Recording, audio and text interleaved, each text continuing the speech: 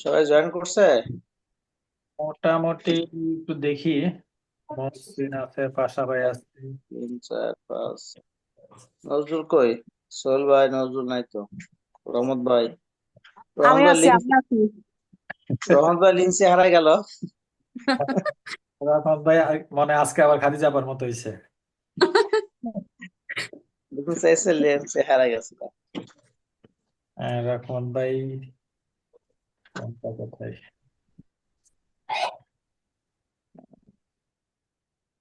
আজকে তো নজরুল নজরুল জয়েন করে নাই, মশিউরে জয়েন করে নাই, রহমত আচ্ছা জয়েন করবে মনে হচ্ছে আমার কাছে। হ্যাঁ, লিঙ্ক যেহেতু দিছি জয়েন করবে ইনশাল্লাহ।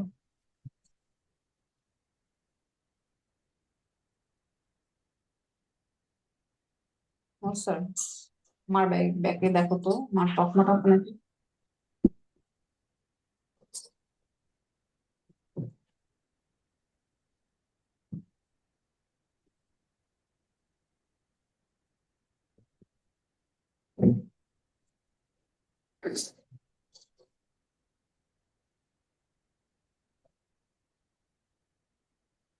আপনারা কি আমার শীটটা দেখতে পাইতেছেন? এতক্ষণ তো পারতেছিলাম, এখন আবার কই চলে গেল? সেটা আমি আমার শীট খুঁজে পাচ্ছি না। না না, ফার্স্টের দিকে তো দেখতেছিলাম, এখন আর পাচ্ছি না। দেখি, শেয়ারটা মনে হয় চলে গেছে। শেয়ার। থাকে এখানে থাক। আচ্ছা, এটা আমার রুমের ইয়াতে রেখে আসো, ওয়ার্ডরোবের উপরে রেখে আসো। এখন আসছে না? হ্যাঁ, এখন আসছে। হুম। আচ্ছা আমরা স্টার্ট করি, হ্যাঁ, কারণ রাত তো অনেক, 10টা 10 বেজে গেছে। তারপরে হ্যাঁ। যারা করে আশা করি জয়েন করবে 5 7 মিনিটের ভিতর অনেকেই।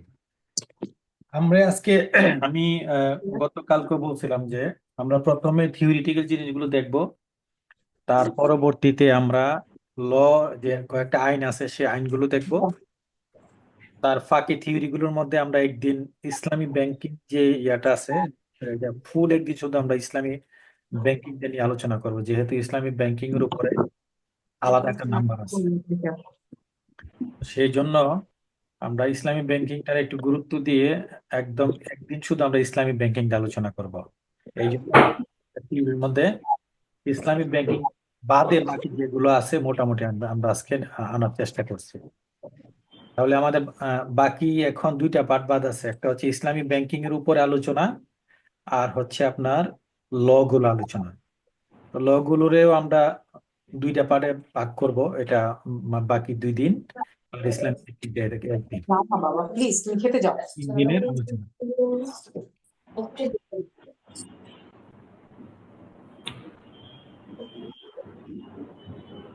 সরিয়াও একদিন আলোচনা করতে হবে রিপন ভাই। কোনটা? সরিয়া সরিয়া।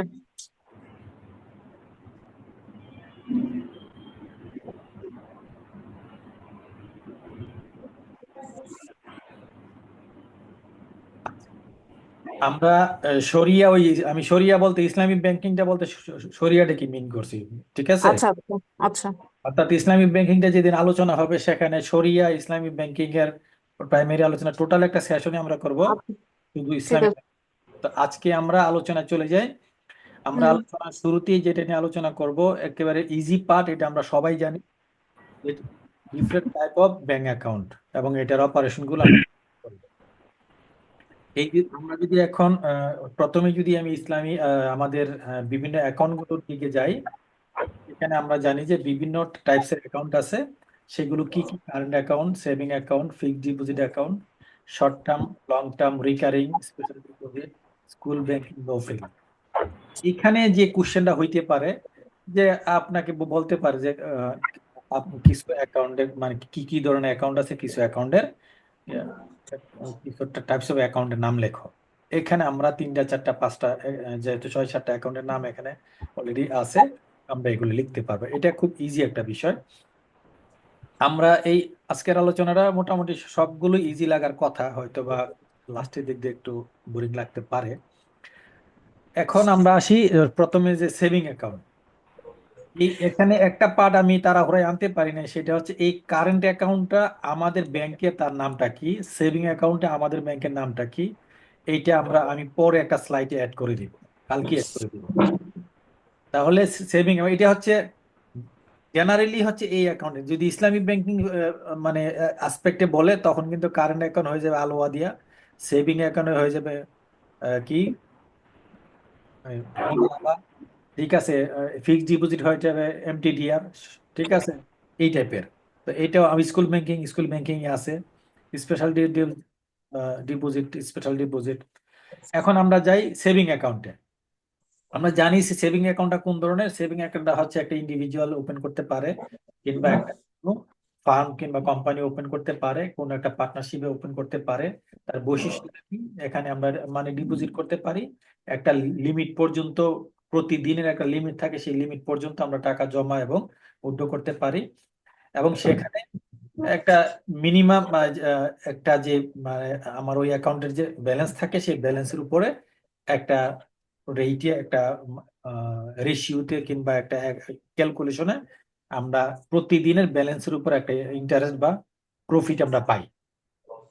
এই হচ্ছে আমাদের এই তার সেভিং অ্যাকাউন্টের অপারেশনটা। আরেকটা জিনিস এখানে আছে, এই সেভিং অ্যাকাউন্টে আপনি কোনো প্রকার ফি, এবং অনেক ব্যাংকে আছে যে মিনিমাম এত টাকা না রাখলে একটা ফি ধার্য হয়। তো এটা হচ্ছে একটা একটা মিনিমাম ব্যালেন্স আমরা মেনটেন করতে হয়। যেমন আমাদের এখানে কিন্তু একটা 500 একটা মিনিমাম ব্যালেন্স অলরেডি শুরু হয়েছে। তারপর হচ্ছে এই সেভিং অ্যাকাউন্টের ফিচার বা বৈশিষ্ট্যগুলো কি কি, অলরেডি আলোচনা যেটা আমরা করছি, যে সেভিং অ্যাকাউন্টে কি হয়, একটা মিনিমাম বা একটা ন্যূনতম একটা ইন্টারেস্ট বা প্রফিট দেওয়া হয়। এবং এটা হচ্ছে একটা সেভিং অ্যাকাউন্টটা হচ্ছে আহ, একটা আইডিয়াল অ্যাকাউন্ট, যেখানে ইমার্জেন্সি ভিত্তিতে আমরা টাকা জমা দিতে পারি, তুলতে পারি, শর্ট টার্মের জন্য এখানে একটা আমরা অ্যাকাউন্ট মেনটেন করতে পারি। এই কারেন্ট অ্যাকাউন্ট, এখন আমরা যদি যাই কারেন্ট অ্যাকাউন্ট, আর এখানে দেখেন ব্র্যাকেট একটা নাম লেখা আছে চেকিং অ্যাকাউন্ট। এখানে কিন্তু একটা কোশ্চেন আছে যে আপনার বলতে পারে যে কারেন্ট অ্যাকাউন্টের অপর নাম কি। কারেন্ট অ্যাকাউন্টের অপর নাম হচ্ছে চেকিং অ্যাকাউন্ট। আপনি দেখবেন অনেক বিভিন্ন ব্যাংক রিলেটেড যে বইগুলো আছে ওখানে অনেক জায়গায় দেখবেন চেকিং অ্যাকাউন্ট লেখা। কিংবা আমরাও যখন ব্যাংকিং এর বিষয়ে অনেক জায়গায় ডাটা ইনপুট দেই, ওখানে কিন্তু কারেন্ট অ্যাকাউন্ট লেখা থাকে না, অনেক লেখা থাকে চেকিং অ্যাকাউন্ট। তার মানে চেকিং অ্যাকাউন্ট আর কারেন্ট অ্যাকাউন্ট হচ্ছে একই জিনিস। তাহলে এই চেকিং অ্যাকাউন্ট বা কারেন্ট অ্যাকাউন্টের বৈশিষ্ট্য কি, বা তার অপারেশনটা কি, সেটা হচ্ছে আনলিমিটেড উইথড্র এবং ডিপোজিট। অর্থাৎ সেভিং অ্যাকাউন্টে যেমন আপনার অ্যাকাউন্টে কত পরিমাণ টাকা জমা দিবেন, কত পরিমাণ টাকা তুলবেন, এটা একটা লিমিটেশন আছে। বাট এই কারেন্ট অ্যাকাউন্টটা যেহেতু এটা বিজনেস অ্যাকাউন্ট থাকে, ম্যাক্সিমাম টাইমই হয় বিজনেস অ্যাকাউন্ট, সেই জন্য এটা আনলিমিটেড উইথড্র এবং ডিপোজিট, এটার বৈশিষ্ট্য এটা। এবং এই এই তার এগেনস্টে আমরা চেক দিতে পারি, ডেবিট কার্ড দিতে পারি, অনলাইন ব্যাংকিং দিতে পারি। তারপরে এটার এগেনস্টে কোনো কোনো প্রকার বিল সেট আপ করতে পারি, মানে অটো ডেবিট ইনস্ট্রাকশন দিতে পারি। তারপরে অনেক ক্ষেত্রে আমাদের ব্যাংকে এটা নাই, অনেক ব্যাংকে এই কারেন্ট অ্যাকাউন্টের এগেনস্টে ওভারড্রাফটের একটা অপশন থাকে, একটা ইয়া থাকে। যেমন ধরেন জনতা ব্যাংকে আপনি যদি একটা কারেন্ট অ্যাকাউন্ট থাকে, এই কারেন্ট অ্যাকাউন্ট থেকে আপনি ওভারড্রাফট নিতে পারবেন। অর্থাৎ এই কারেন্ট অ্যাকাউন্ট থেকে আপনার 20 লাখ টাকা, 10 লাখ টাকা, 5 লাখ টাকা আপনার বিজনেসের রিকোয়ারমেন্ট অনুযায়ী এটার ওভারড্রাফট করতে পারবেন। এটা এক ধরনের লোন, এটা হচ্ছে এক ধরনের বিজনেস লোন, যেটা কিন্তু সেভিং অ্যাকাউন্টে সম্ভব না। তাহলে এখানে একটা কোশ্চেন, সেটা হচ্ছে এই ওভারড্রাফট কোন ধরনের অ্যাকাউন্টে অ্যালাউ, সেটা হচ্ছে কারেন্ট অ্যাকাউন্ট অথবা চেকিং অ্যাকাউন্টে। এই অ্যাকাউন্টের কিছু বৈশিষ্ট্য হচ্ছে, এই অ্যাকাউন্টে কখনো ইন্টারেস্ট দেওয়া হয় না। অর্থাৎ নর্মালি কারেন্ট অ্যাকাউন্টে কোনো, যেহেতু এটা যে কোনো আপনার এই টাকাটা ব্যাংক মানে কোথাও ইনভেস্ট করতে পারে না, এই জন্য এটা ব্যাংকিং এর ক্ষেত্রে আমরা এটা রিইনভেস্টমেন্ট করার সুযোগ নাই। এই জন্য আমরা কাস্টমারকে এটাতে নর্মালি প্রফিট দেই না। তারপর হচ্ছে ফিক্সড ডিপোজিট অ্যাকাউন্ট।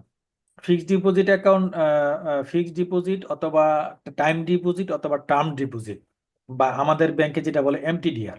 এই এমটিডিআরটা কি, এমটিডিআর হচ্ছে একটা ফিক্সড টার্মের জন্য, 6 মাস হইতে পারে, 1 বছর হইতে পারে, 5 বছর হইতে পারে, নির্দিষ্ট সময়ের জন্য এখানে একটা অ্যামাউন্ট ডিপোজিট করে রাখা হয়। এই মেয়াদের মধ্যে আমরা টাকা উইথড্র করতে পারি না। এবং এই নির্দিষ্ট সময়ের পরে যখন আমরা তুলি, এটা প্রি ডিটারমাইন একটা প্রফিট রেট থাকে সেই রেটে আমরা একটা ইনকাম বা একটা প্রফিট কাস্টমারকে আমাদের দিতে হয়। এবং সেটা যদি কোনো কারণে 6 মাস যে মেয়াদ থাকে, নির্দিষ্ট যে টার্ম থাকে, সেই টার্মের আগে বা সময়ের আগে যদি আমরা এটা কোনো ব্যাংকে ফেলি, নর্মালি তাকে কোনো প্রফিট চার্জ দেওয়া হয় না। অনেক ক্ষেত্রে আমাদের ব্যাংকের যে সেভিং অ্যাকাউন্টটা থাকে, সেভিং অ্যাকাউন্টের যে রেট থাকে, প্রফিট রেট, সেই রেটে অনেক সময় কাস্টমারকে আমরা একটা লামসাম অ্যামাউন্ট দিয়ে থাকি। এবং এটার একটা বৈশিষ্ট্য হচ্ছে, সেভিং অ্যাকাউন্টের যে প্রফিট রেট থাকে, ফিক্সড ডিপোজিট বা টার্ম ডিপোজিট অ্যাকাউন্টে নর্মালি প্রফিট রেটটা হাই থাকে। তাহলে এখানে 3টা কোশ্চেন, সেভিং অ্যাকাউন্টের একটা মিনিমাম ইন্টারেস্ট পাওয়া যায় বা প্রফিট চার্জ হয়, কারেন্ট অ্যাকাউন্টে নো ইন্টারেস্ট বা নো প্রফিট, আর ফিক্সড ডিপোজিটের হাই প্রফিট। তাহলে তার ফিচারটা অলরেডি আমরা আলোচনা করে, ফিক্সড টার্ম এবং প্রফিট রেট বা ইন্টারেস্ট রেট ভুলেও আমরা কিন্তু ইন্টারেস্ট রেট লিখতে পারবো না। অফার্স, তারপরে উইথড্র বিফোর ম্যাচুরিটি, এই যে কথাটা বলছিলাম, যে আপনি ম্যাচুরিটি ডেটের আগে যদি কখনো উইথড্র করেন, সেটা আপনি অনেক অনেক ব্যাংক আপনাকে উল্টা জরিমানাও করতে পারে, আপনাকে প্রফিট না দিয়ে উল্টা জরিমানাও করতে পারে। অনেক ক্ষেত্রে আমাদের লসও হয়। ধরেন 5 লাখ টাকা রাখলাম 1 মাসের জন্য, 6 মাসের জন্য, আমি 1 মাস পরে ভেঙে ফেললাম, তখন দেখা গেছে ওই যে এক্সাইজ ডিউটিটা দিতে হয়, ব্যাংকের একটা চার্জ দিতে হয়, সবকিছু মিলে আরো কাস্টমারের লস হয়। তারপরে আছে recurring deposit account, an account that allows individuals to save a fixed amount of money regularly for a specific period। একটা নির্দিষ্ট সময়ের জন্য, এটা মান্থলি হইতে পারে, কোয়ার্টারলি হইতে পারে, এই ধরনের অ্যাকাউন্ট আমরা এটা মেনটেন করি। এটার মধ্যে একটা প্রফিট আমরা দেই, তবে এই রেটটা হচ্ছে আপনার ফিক্সড ডিপোজিট রেটের চাইতে কম। জয়েন্ট অ্যাকাউন্ট আমরা জানি যে যখন 2 জন ইন্ডিভিজুয়াল, 3 জন ইন্ডিভিজুয়াল, 5 জন ইন্ডিভিজুয়াল মিলে যখন কোনো অ্যাকাউন্ট খোলে, তখন এটাকে জয়েন্ট অ্যাকাউন্ট বলে। এই জয়েন্ট অ্যাকাউন্টে অপশনটা এরকম থাকে যে আমরা 3 জন মিলে যদি অ্যাকাউন্টটা খুলি, এখানে অপশনটা এরকম থাকে যে যে কোনো একজন অপারেট করতে পারে, অর্থাৎ এই যে অপারেশনটা, any one holder can deposit or withdraw money. Deposit any one করতে পারে, কিন্তু উইথড্র এনি ওয়ান অনেক সময় থাকে না, এনি টু, এনি থ্রি এরকম থাকতে পারে। তারপরে হচ্ছে ফিচারের মধ্যে আপনার উম, কারা কারা করে, এখানে একটা বলা আছে যে normally common for married couples or business partners can be either A saving or current account. এটা এই জয়েন্ট অ্যাকাউন্টটা কারেন্ট অ্যাকাউন্ট হইতে পারে, সেভিং অ্যাকাউন্ট হইতে পারে। তাহলে আমরা এখানে একটা কোশ্চেন, যে জয়েন্ট অ্যাকাউন্টটা কোন ধরনের নর্মালি হয়ে থাকে, সেখানে দিল যে আপনার ধরেন শুধু পার্টনারশিপ, তারপর দিল আপনার লিমিটেড, তারপর দিল স্কুল ব্যাংকিং, তারপর দিল, এরপরে কোন একটা দিল যে কারেন্ট অর সেভিং। ঠিক আছে। এরপর হলো আপনার স্টুডেন্ট অ্যাকাউন্ট। আমরা জানি যে যখন স্টুডেন্টদের জন্য কোনো অ্যাকাউন্ট মেনটেন করে, আমাদের এখানেও আছে, অর্থাৎ তারা নির্দিষ্ট বয়স পর্যন্ত তাদেরকে আমরা শিশু হিসাবে কাউন্ট করি এবং স্টুডেন্ট হিসাবে কাউন্ট করি। সেই পর্যন্ত তারা যে অ্যাকাউন্টগুলো মেনটেন করে সেটাকে স্টুডেন্ট অ্যাকাউন্ট বলি। এবং তাদের জন্য বাংলাদেশ ব্যাংক একটা সার্কুলার অনুযায়ী তাদের জন্য আমাদের অ্যাকাউন্ট রিলেটেড যে সার্ভিস ফি, এগুলো আমরা অনেকটা কম রেটে ধার্য করি। এবং আমরা যখন কার্ড দিই, সেটা কিন্তু আমরা ফ্রি কার্ড দিই। ঠিক আছে। তারপরে এদেরকে আমরা নর্মালি ফান্ড উইথড্র করা, ডিপোজিট করা, ট্রান্সফার করা, সমস্ত অপশনই থাকে। তবে এখানে অনেক সময় তাদের সাথে গার্ডিয়ান, কি বলে, লিগ্যাল গার্ডিয়ান ইনক্লুড থাকে।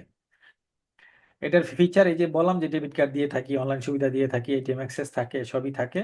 মিনিমাম একটা ব্যালেন্স এবং ম্যাক্সিমাম একটা ব্যালেন্স তারা উইথড্র করতে পারে। যেমন আমাদের কার্ডে ম্যাক্সিমাম 5,000 টাকা তারা উইথড্র করতে পারে।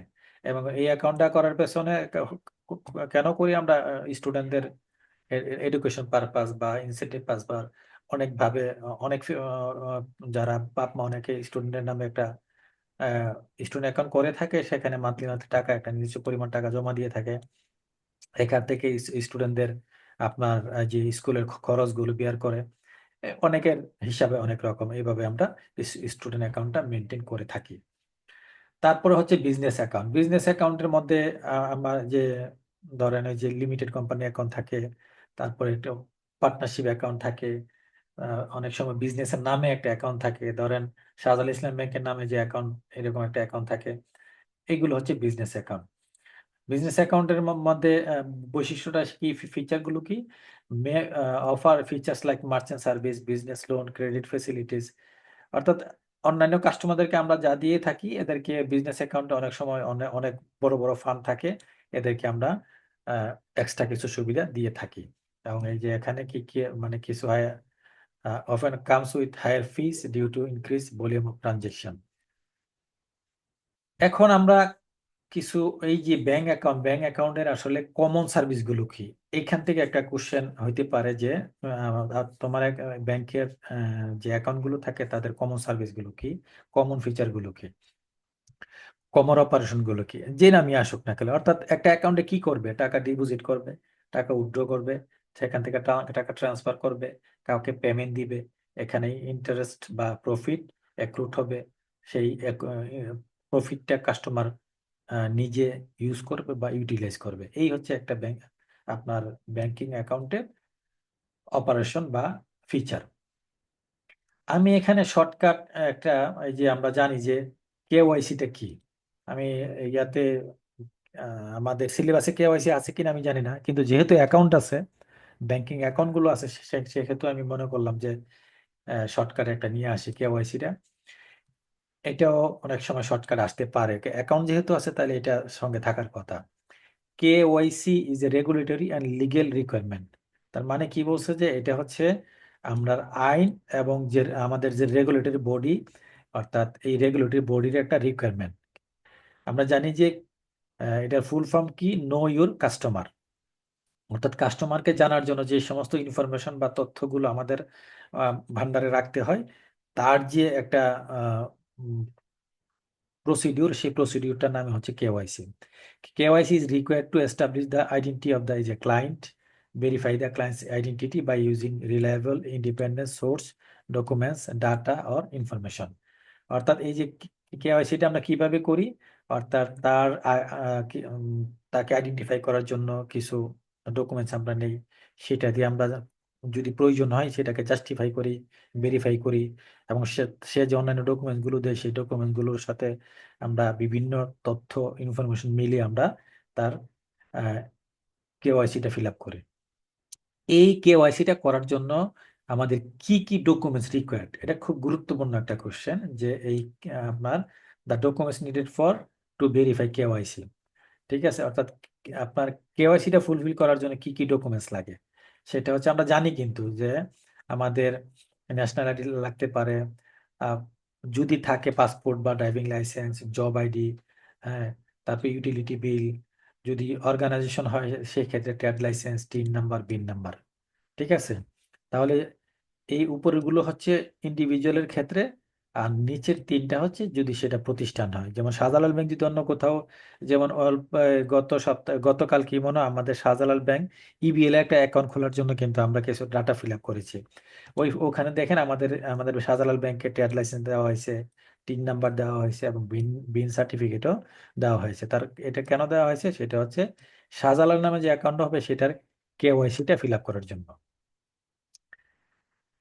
তারপরে হচ্ছে এই যে আমরা এতক্ষণ সেভিংস অ্যাকাউন্ট, এই কারেন্ট অ্যাকাউন্ট, বিভিন্ন অ্যাকাউন্ট ধরনের বললাম, এইটা ছাড়া আবার ইন্ডিভিজুয়াল, এই যে ইন্ডিভিজুয়াল যে অ্যাকাউন্ট, আমরা ব্যক্তি হিসাবে যদি পার্সন হিসাবে চিন্তা করি, তাহলে আমরা কি কি ধরনের অ্যাকাউন্ট মেনটেন করি। সেটা ইন্ডিভিজুয়াল হইতে পারে, কর্পোরেট কোম্পানি হইতে পারে, কোনো বিজনেস ইনস্টিটিউশন হইতে পারে, কোনো একটা শিক্ষা প্রতিষ্ঠানের নামে অ্যাকাউন্ট হইতে পারে, গভর্নমেন্টের নামে কোনো অ্যাকাউন্ট হইতে পারে, বা গভর্নমেন্টের কোনো বডির নামে অ্যাকাউন্ট হইতে পারে। যেমন ইন্ডিভিজুয়ালের, যদি ইন্ডিভিজুয়াল অ্যাকাউন্ট চিন্তা করি, ইন্ডিভিজুয়াল ক্ষেত্রে একটু আগে বলছেন সিঙ্গেল অ্যাকাউন্ট হতে পারে, জয়েন্ট অ্যাকাউন্ট হতে পারে, মাইনর অর্থাৎ স্কুল ব্যাংকিং বা শিশুদের জন্য অ্যাকাউন্ট হতে পারে, ইলিটারের পার্সনের জন্য অ্যাকাউন্ট হতে পারে, ডিজেবল পার্সনের জন্য অ্যাকাউন্ট হতে পারে। তো এরকম ভাবে যেমন কর্পোরেট যদি বলি, কর্পোরেটের ক্ষেত্রে দেখেন সোল প্রপার্টিশিপ মানে কি এক মালিকানা কারবার ক্ষেত্রে অ্যাকাউন্ট থাকতে পারে, পার্টনারশিপের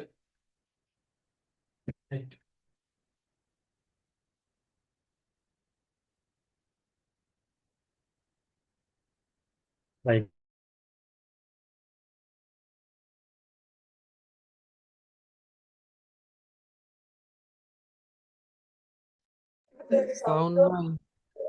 হ্যাঁ, আওয়াজ আওয়াজ পাওয়া যাচ্ছে না কেন?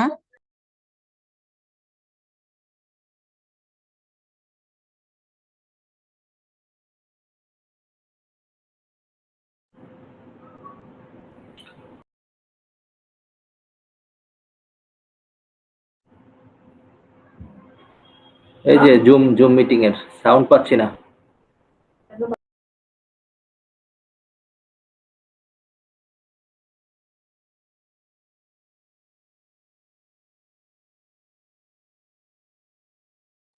জি, আমি আমি আমি সাউন্ডটা মিউট করে রাখছিলাম, একটা ফোন আসছিল।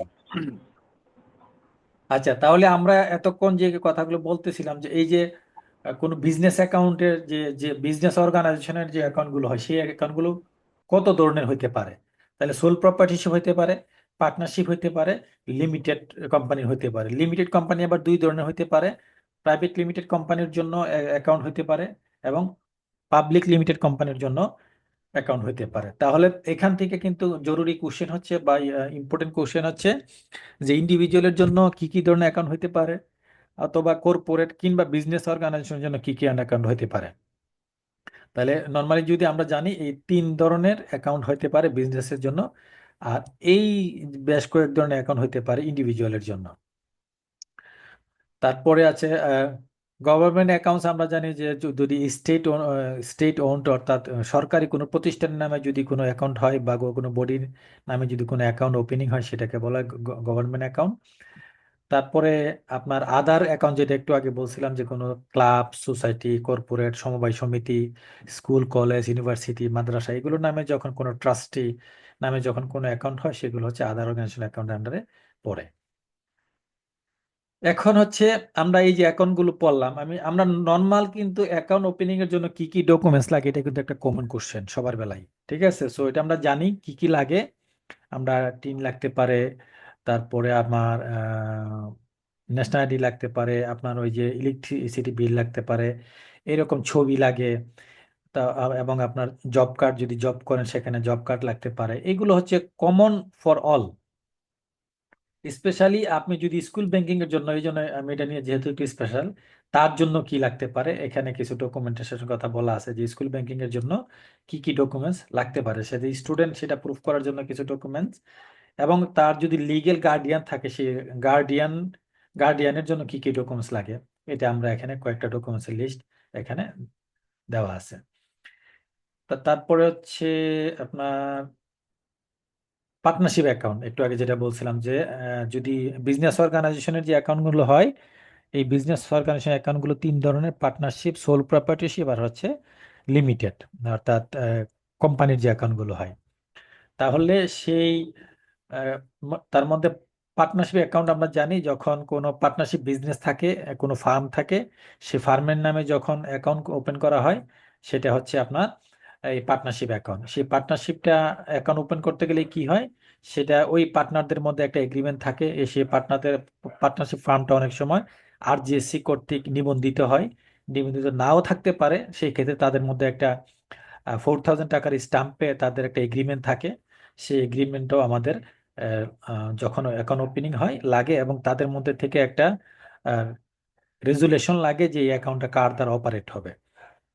তাহলে এখানে কি কি ডকুমেন্টস আমরা সকল পার্টনারশিপের লাইসেন্স, তাদের তাদের যে এগ্রিমেন্ট, আরজিএসসি নিবন্ধন পত্র, তারপরে তাদের যে রেজুলেশন, কে অপারেট করবে, প্রত্যেকের ন্যাশনাল আইডি, সকল পার্টনারদের ন্যাশনাল আইডি, টিন, তারপর ইত্যাদি ডকুমেন্টস গুলো আমাদের দরকার হয়। লিমিটেড কোম্পানির ক্ষেত্রে আমাদের এই ডকুমেন্টস গুলো আমাদের আহ, জমা দিতে হয়। অর্থাৎ একটা কোম্পানির অ্যাকাউন্ট ওপেন করতে গেলে কি কি লাগে সেটা আমরা এখানে একটা ডকুমেন্টস এর লিস্ট কমনলি আমি দিয়ে দিছি, সেটা একটু দেখে নেবেন। এবং যারা আজকে আমরা বাহির হওয়া একটু আগে বাইরে গেছেন, তারা এই 1 থেকে 6 পৃষ্ঠা পর্যন্ত আপনারা একটু হয়তো 2-3 পৃষ্ঠা পিন দিয়েছেন, পরে আমি এইগুলো একটু অ্যাড করছি। সো এই 1 থেকে 6 পৃষ্ঠা একটু কালকে একটু প্রিন্ট নিতে নিতে হবে, কারণ এই যে অ্যাকাউন্ট ওপেনিং এর যে ডকুমেন্টস এর লিস্ট গুলো আমি আপনাদের প্রথমে দিতে পারি নাই।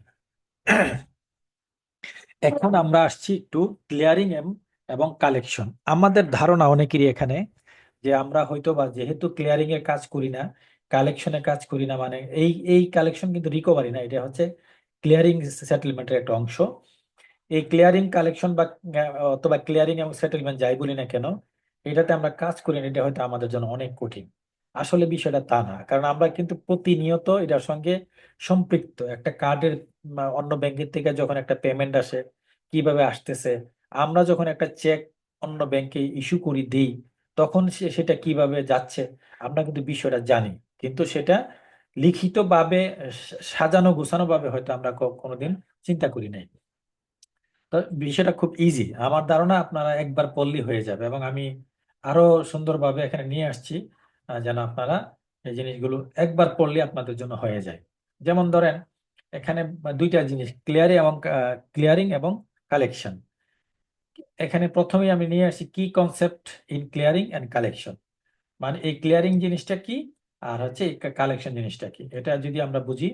ক্লিয়ারিং হচ্ছে, দেখেন, the process of clearing involves the exchange of cheque between banks for payment settlement. অর্থাৎ একটা ব্যাংক আর একটা ব্যাংকের সাথে কোনো কারণে যদি একটা পেমেন্ট সেটেল করতে চায়, একটা চেক জমা দেয়, সেই চেকটা ক্লিয়ারিং এর যে প্রসেস, চেকটা আপনার ব্যাংকের থেকে অন্য ব্যাংকে জমা হওয়ার যে প্রসেসটা, আপনার অ্যাকাউন্ট থেকে অন্য ব্যাংকে চলে যাওয়া, অন্য ব্যাংকে ডিপোজিট হওয়ার যে প্রসেসটা, সেটা হচ্ছে ক্লিয়ারিং।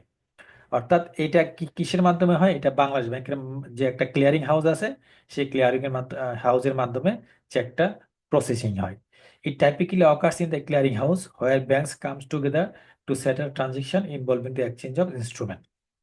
অর্থাৎ আপনি যে ইনস্ট্রুমেন্টটা জমা দিবেন, সেই ক্লিয়ারিং হাউসের আন্ডারে সকল ব্যাংকগুলো, সকল তফসিলি ব্যাংকগুলো আছে, সেই তফসিলি ব্যাংকগুলো একত্রিত হয়ে এই ক্লিয়ারিং হাউসের মেম্বার। আমি যখন সেই ক্লিয়ারিং হাউসের আন্ডারে যাচ্ছি, তখন আমার চেকটা যখন আমি শাহজালাল ব্যাংকে যখন ইউসিবির একটা চেক জমা দিচ্ছি, তখন এই ইউসিবি ব্যাংক থেকে টাকাটা ডেবিট হয়ে আমার শাহজালাল ব্যাংকে চলে আসতেছে by the help of clearing house অথবা মিডিয়াম অফ ক্লিয়ারিং হাউস। তো এই ক্লিয়ারিং হাউসের মাধ্যমে নর্মালি আমরা কি কি কালেকশন করি, কিংবা কি কি ইনস্ট্রুমেন্ট আমরা ইউজ করে ফান্ড ট্রান্সফার করি? একটা হচ্ছে চেক, ডিমান্ড ড্রাফট, আর একটা হচ্ছে ইলেকট্রনিক ট্রান্সফার। ইলেকট্রনিক ট্রান্সফার বলতে আমরা কি বুঝাচ্ছি? এটা হইতে পারে মোবাইল ট্রান্সফার, হইতে পারে আরটিজিএস, হইতে পারে আপনার এনপিএসবি ফান্ড ট্রান্সফার, যেটা আমরা বর্তমানে নতুন ভাবে আসছে। তারপরে হচ্ছে কি কালেকশন। তাহলে আমরা প্রথমে কি বললাম? ক্লিয়ারিং, অর্থাৎ আপনার অ্যাকাউন্ট থেকে টাকাটা ডেবিট হয়ে অন্য ব্যাংকে চলে গেল, অথবা অন্য ব্যাংকের থেকে টাকাটা ডেবিট হয়ে আপনার ব্যাংকে চলে আসলো। তারপরে হচ্ছে collection. Collection refers to the banks effort to collect the payment from the debtors bank for an instrument it has received. If the instrument is payable to the holder, the collecting bank acts on behalf of the holder to obtain the payment.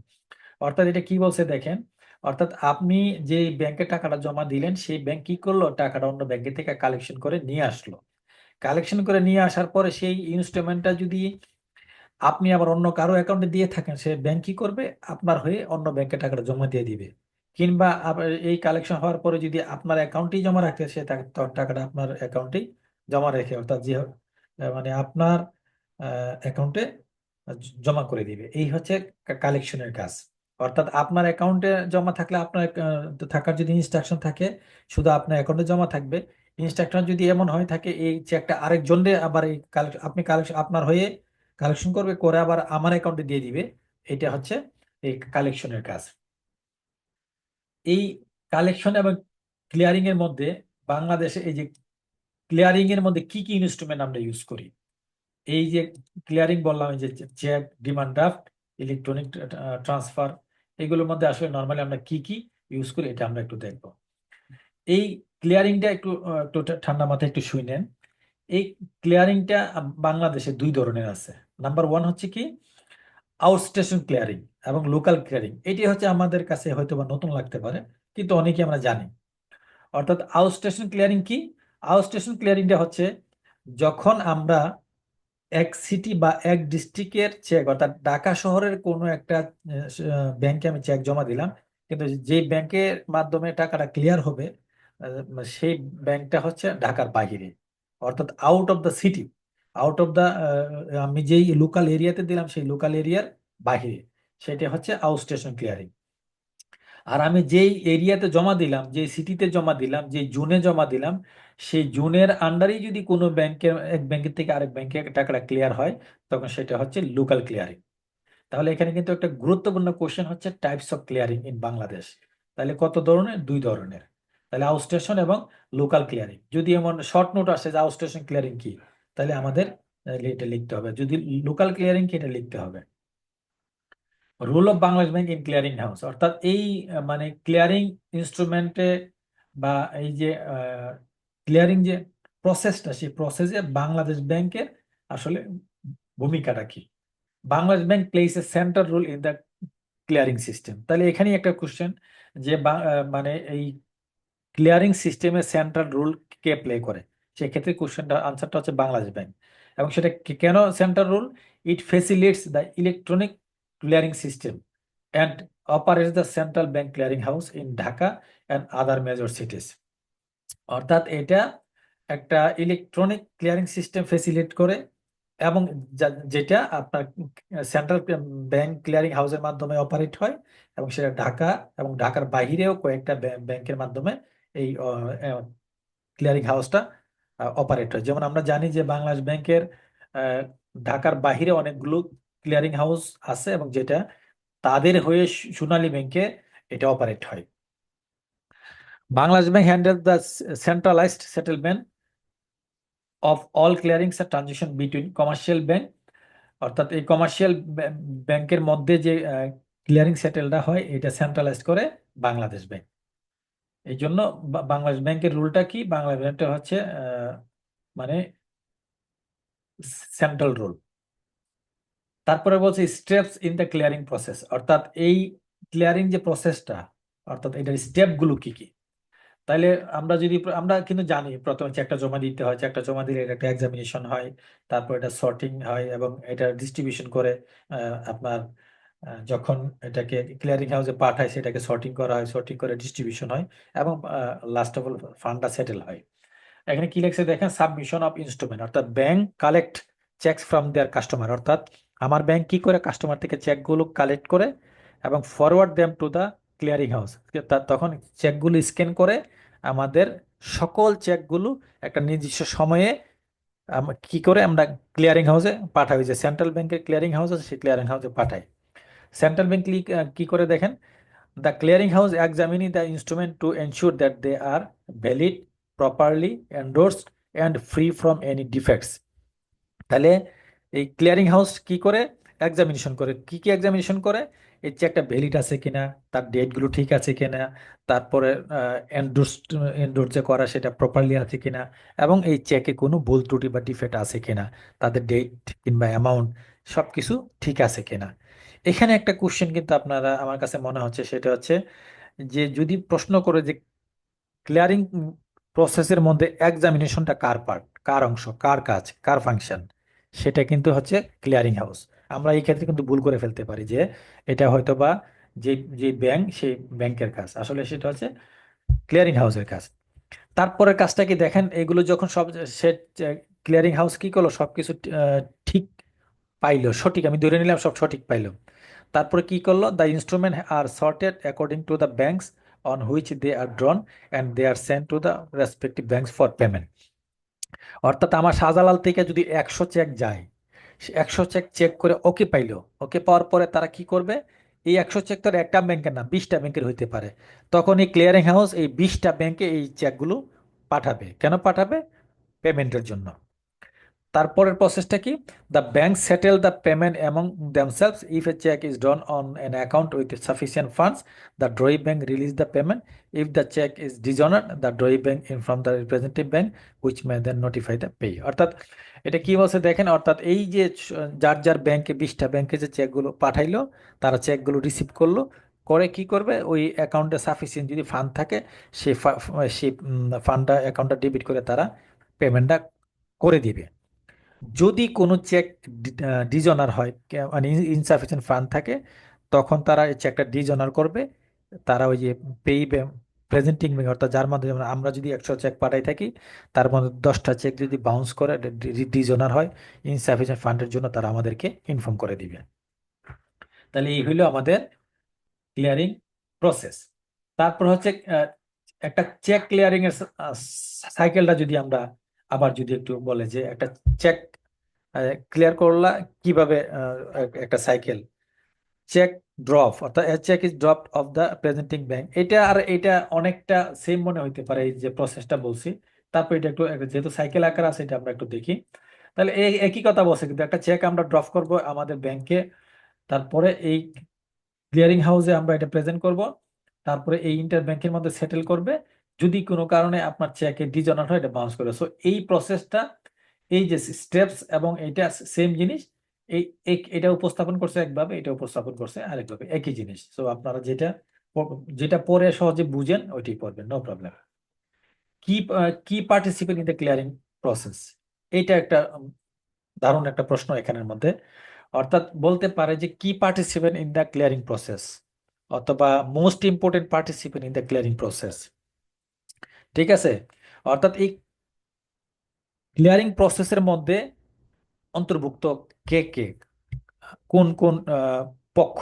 ঠিক আছে, এটা যদি হয় প্রথমে collecting bank, তারপর ড্রয়ি bank বা পেই bank. অর্থাৎ ড্রয়ি bank কি বা পেই ব্যাংক হচ্ছে যে ব্যাংক টাকাটা দিবে, কালেক্টিভ ব্যাংক হচ্ছে যে ব্যাংক টাকাটা আমরা ইনস্ট্রুমেন্টে কালেকশন করি, আর ক্লিয়ারিং হাউস তো আমরা ক্লিয়ারিং হাউস জানি, আর ড্রয়ার হচ্ছে যে টাকাটা যে চেকটা জমা দেয়, যে উইথড্র করার জন্য যে চেক জমা দেয় তিনি হচ্ছে ড্রয়ার।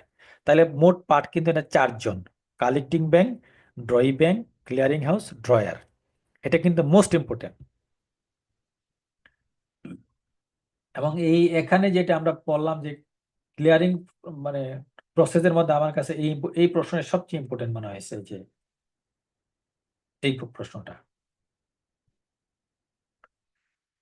তারপর হচ্ছে এতক্ষণ ছিল আমাদের কি ক্লিয়ারিং ইনস্ট্রুমেন্ট ইন বাংলাদেশ, এখন হচ্ছে কালেকশন ইনস্ট্রুমেন্ট ইন বাংলাদেশ।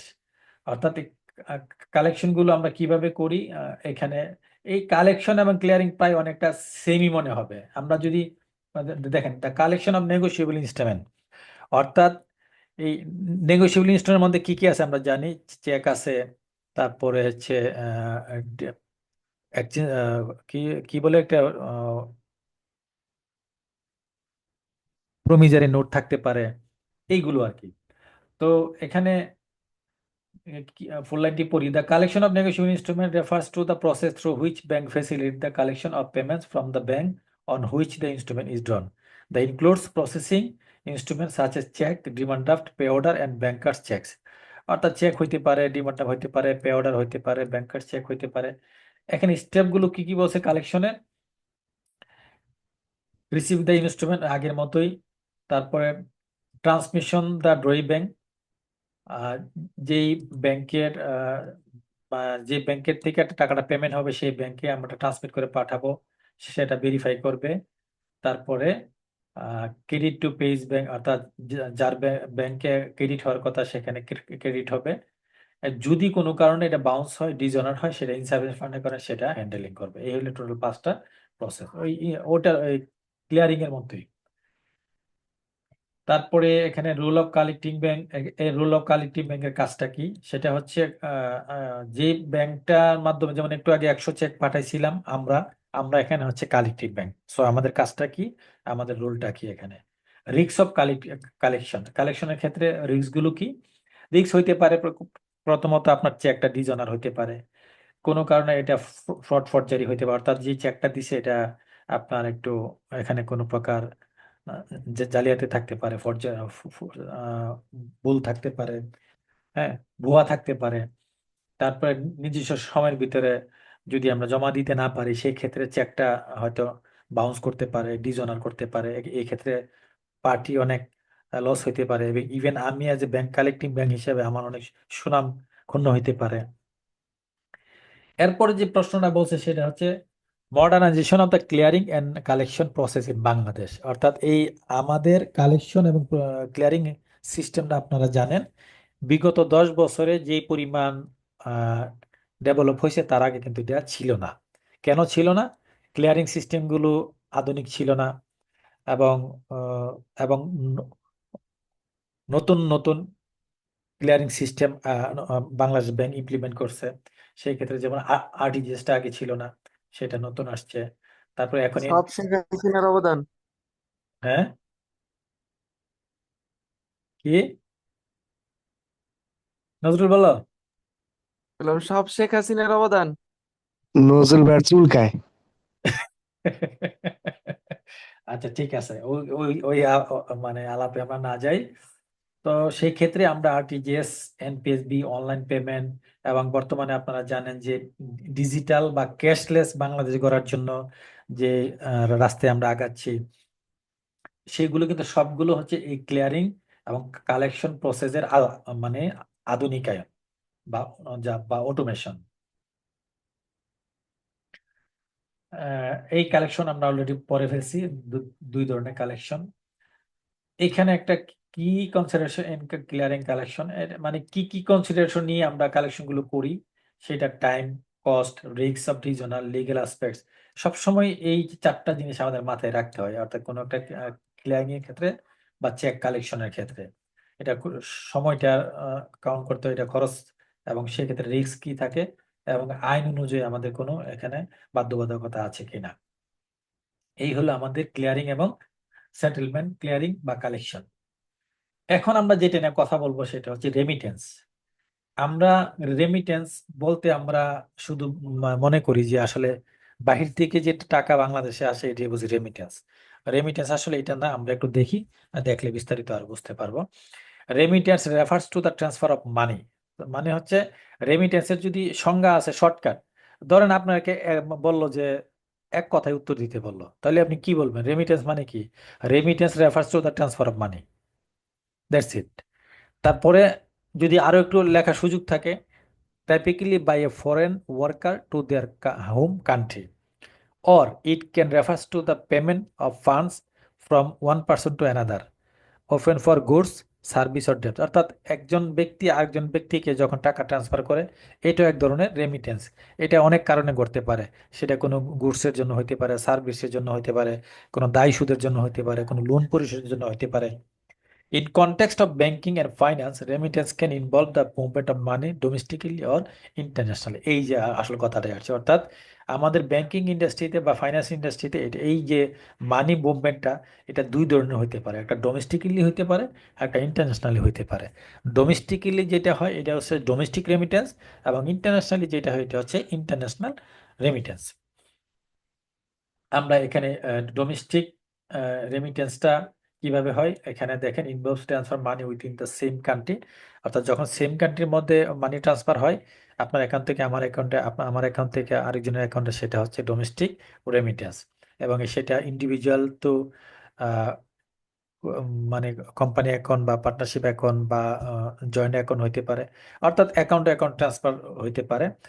এবং সেটা কি কি মাধ্যমে হইতে পারে দেখেন, common method of domestic remittance, অর্থাৎ ডোমেস্টিক মেথডের যে ডোমেস্টিক রেমিটেন্সের যে মেথডগুলো কি কি, সেই মেথডগুলো থাকতে পারে ব্যাংক ট্রান্সফার। ব্যাংক ট্রান্সফারের মধ্যে অনেকগুলো, এই যে আরটিজিএস, তারপরে wire transfer, mobile money transfer, তারপরে হচ্ছে মানে cash base service like Western Union, MoneyGram within a country. ঠিক আছে, এইগুলো হচ্ছে আপনার ডোমেস্টিক রেমিটেন্সের মেথড বা পদ্ধতি বা মিডিয়াম। এখানে কিন্তু একটা মানে দুইটা কোশ্চেন অলরেডি আমার এখানে চোখে ধরা পড়ছে। একটা হচ্ছে রেমিটেন্সের প্রকারভেদ, আর একটা হচ্ছে রেমিটেন্সের সংজ্ঞা, আর একটা হচ্ছে ডোমেস্টিক রেমিটেন্সের মিডিয়াম বা মেথডগুলো কি কি।